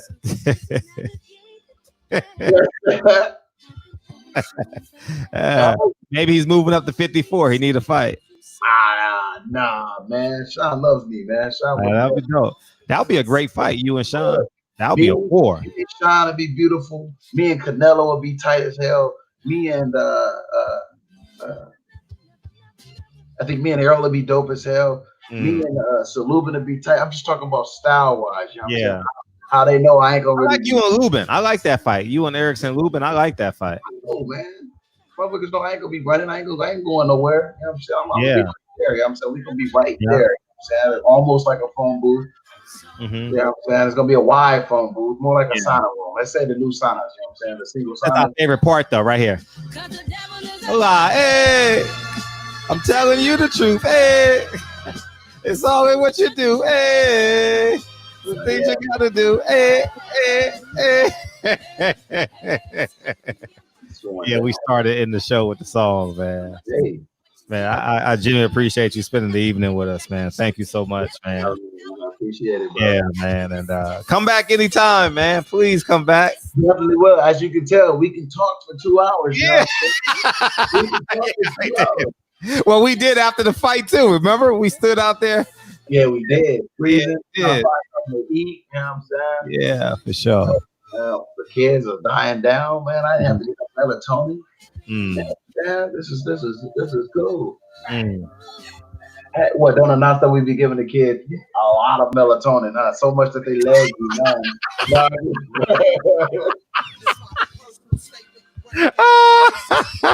Right there walking up, yo. Sleep. Go to sleep. Oh man, it's gonna hang up on you, B. That's all good. You know what I'm saying? It's still all love. All right, we out. Thank you, man. I appreciate you, big dog. Blessings. All right, well, man, I appreciate, man. Give it up for Brian, man. He came and spent 2 great hours with us, man.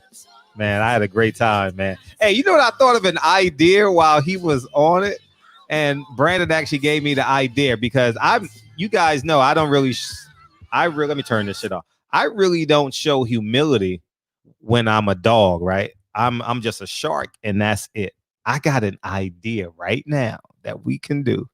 I appreciate you, Brandon, for giving me the idea because I don't show no humility to my enemies. I read 48 Laws of Power. I got an idea, y'all. I got an idea. Here's what we're gonna do. We're gonna hit his ass up, hit Paulie's ass up, and tell him to bring his ass on the show. Everybody go to his last picture and tell that nigga to come into the barbershop. All right. Tell that nigga to come into the barbershop. All right. That's what we gonna do. All right. Hit his ass. Hit that nigga. Hit him. There it is right there. Everybody go. Everybody go. All right. All right. Man, everybody go hit him. All right. That's what we gonna do. Okay. If we can get 20 to 30 people and challenge him too. Say what you got to say. Tell him to bring his ass to the barbershop and talk that shit. Great idea, Brandon. I appreciate you, Brandon. Thank you so much, man. That's a good fight, man. I think Lubin is a good fight for him. I do. I think Lubin and Adams is a good fight. I think Lubin is hella scared. I mean, hella skilled. Lubin is hella skilled, and Adams is a great athlete, agile. You know what I mean? He's very like east-west. I think that's a good fight. I do. I think it's a good fight. Kill. Let's go. Let's go do it. Let's go do it right now. Tell him to bring his ass on the show. He want to talk that shit. Bring his ass on the show. Paulie don't sleep. Paulie probably watching right now. He don't sleep. All them niggas watch the show. All of them watch the show. So tell them niggas, bring his Sicilian ass into the barbershop and we gonna talk our shit. All right. We got an open schedule past Friday, anytime except Monday. Monday? Yeah, well, we'll figure that shit out. But yeah, tell him to bring his ass in the barbershop. All right. All right. Flood that shit.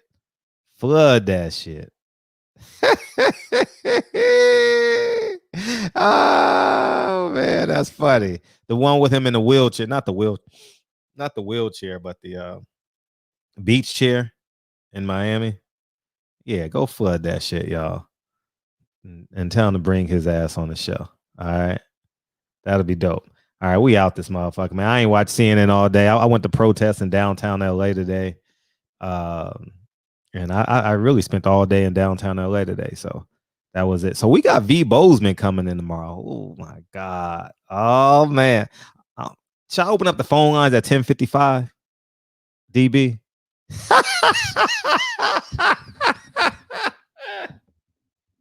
Oh God. Cause y'all niggas ain't gonna call it anyway.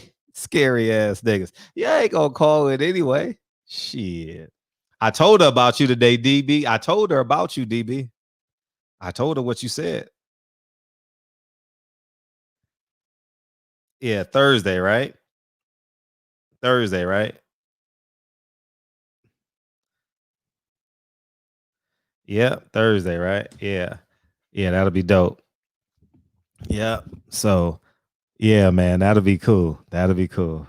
Fred, you killing it with the guests, man. They fuck with me, man. I'm telling you, man.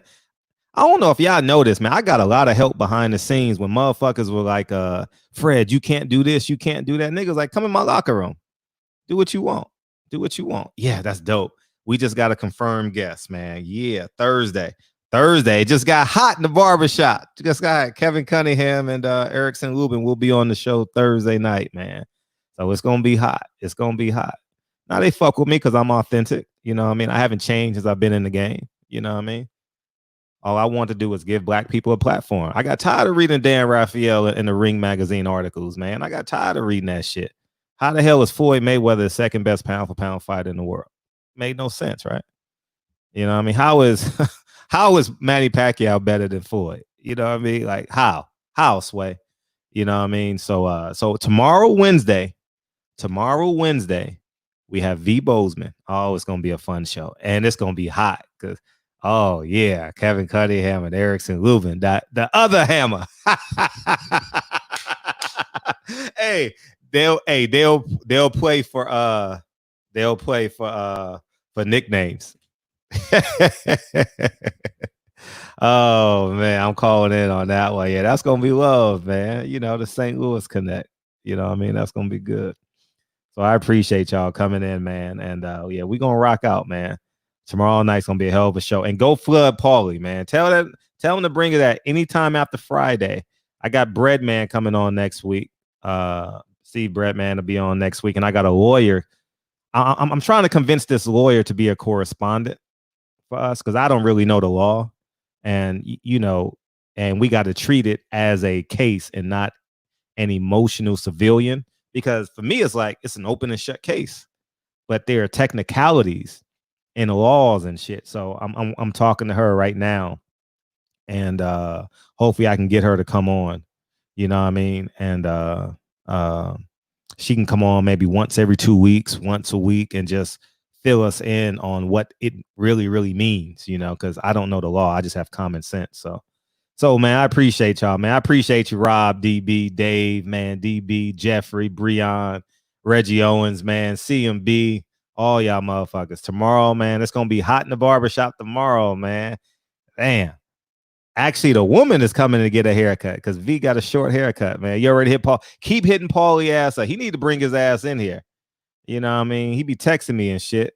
Bring your ass in the barbershop. Bring your ass in the barbershop. We need to have this conversation so the world can see it. You know what I mean? Because everybody going to watch it. So anyways, man, I love y'all motherfuckers, man. We out this month. I need to go catch up on CNN. And, hey, by the way, I was so mad at the George Floyd funeral. Not mad in terms of like, but they turned into like they turned that shit into the Democratic convention, dog. Shout out to all the politicians. Shout out to, I'm like, dude, can we recognize his friends? These politicians didn't even know him. You know what I mean? Like, recognize his friends, man. You know, I mean, truth be told, recognize Floyd. I don't know if they recognize Floyd. He paid $88,000 for the funeral. You know what I mean? Like, these politicians, man, they get us cold-blooded, man. They got, you know how many times they gonna replay that shit? At least 500 million times across the world, that funeral. And that's clips. Can you believe a billion? They gonna play that shit a billion times.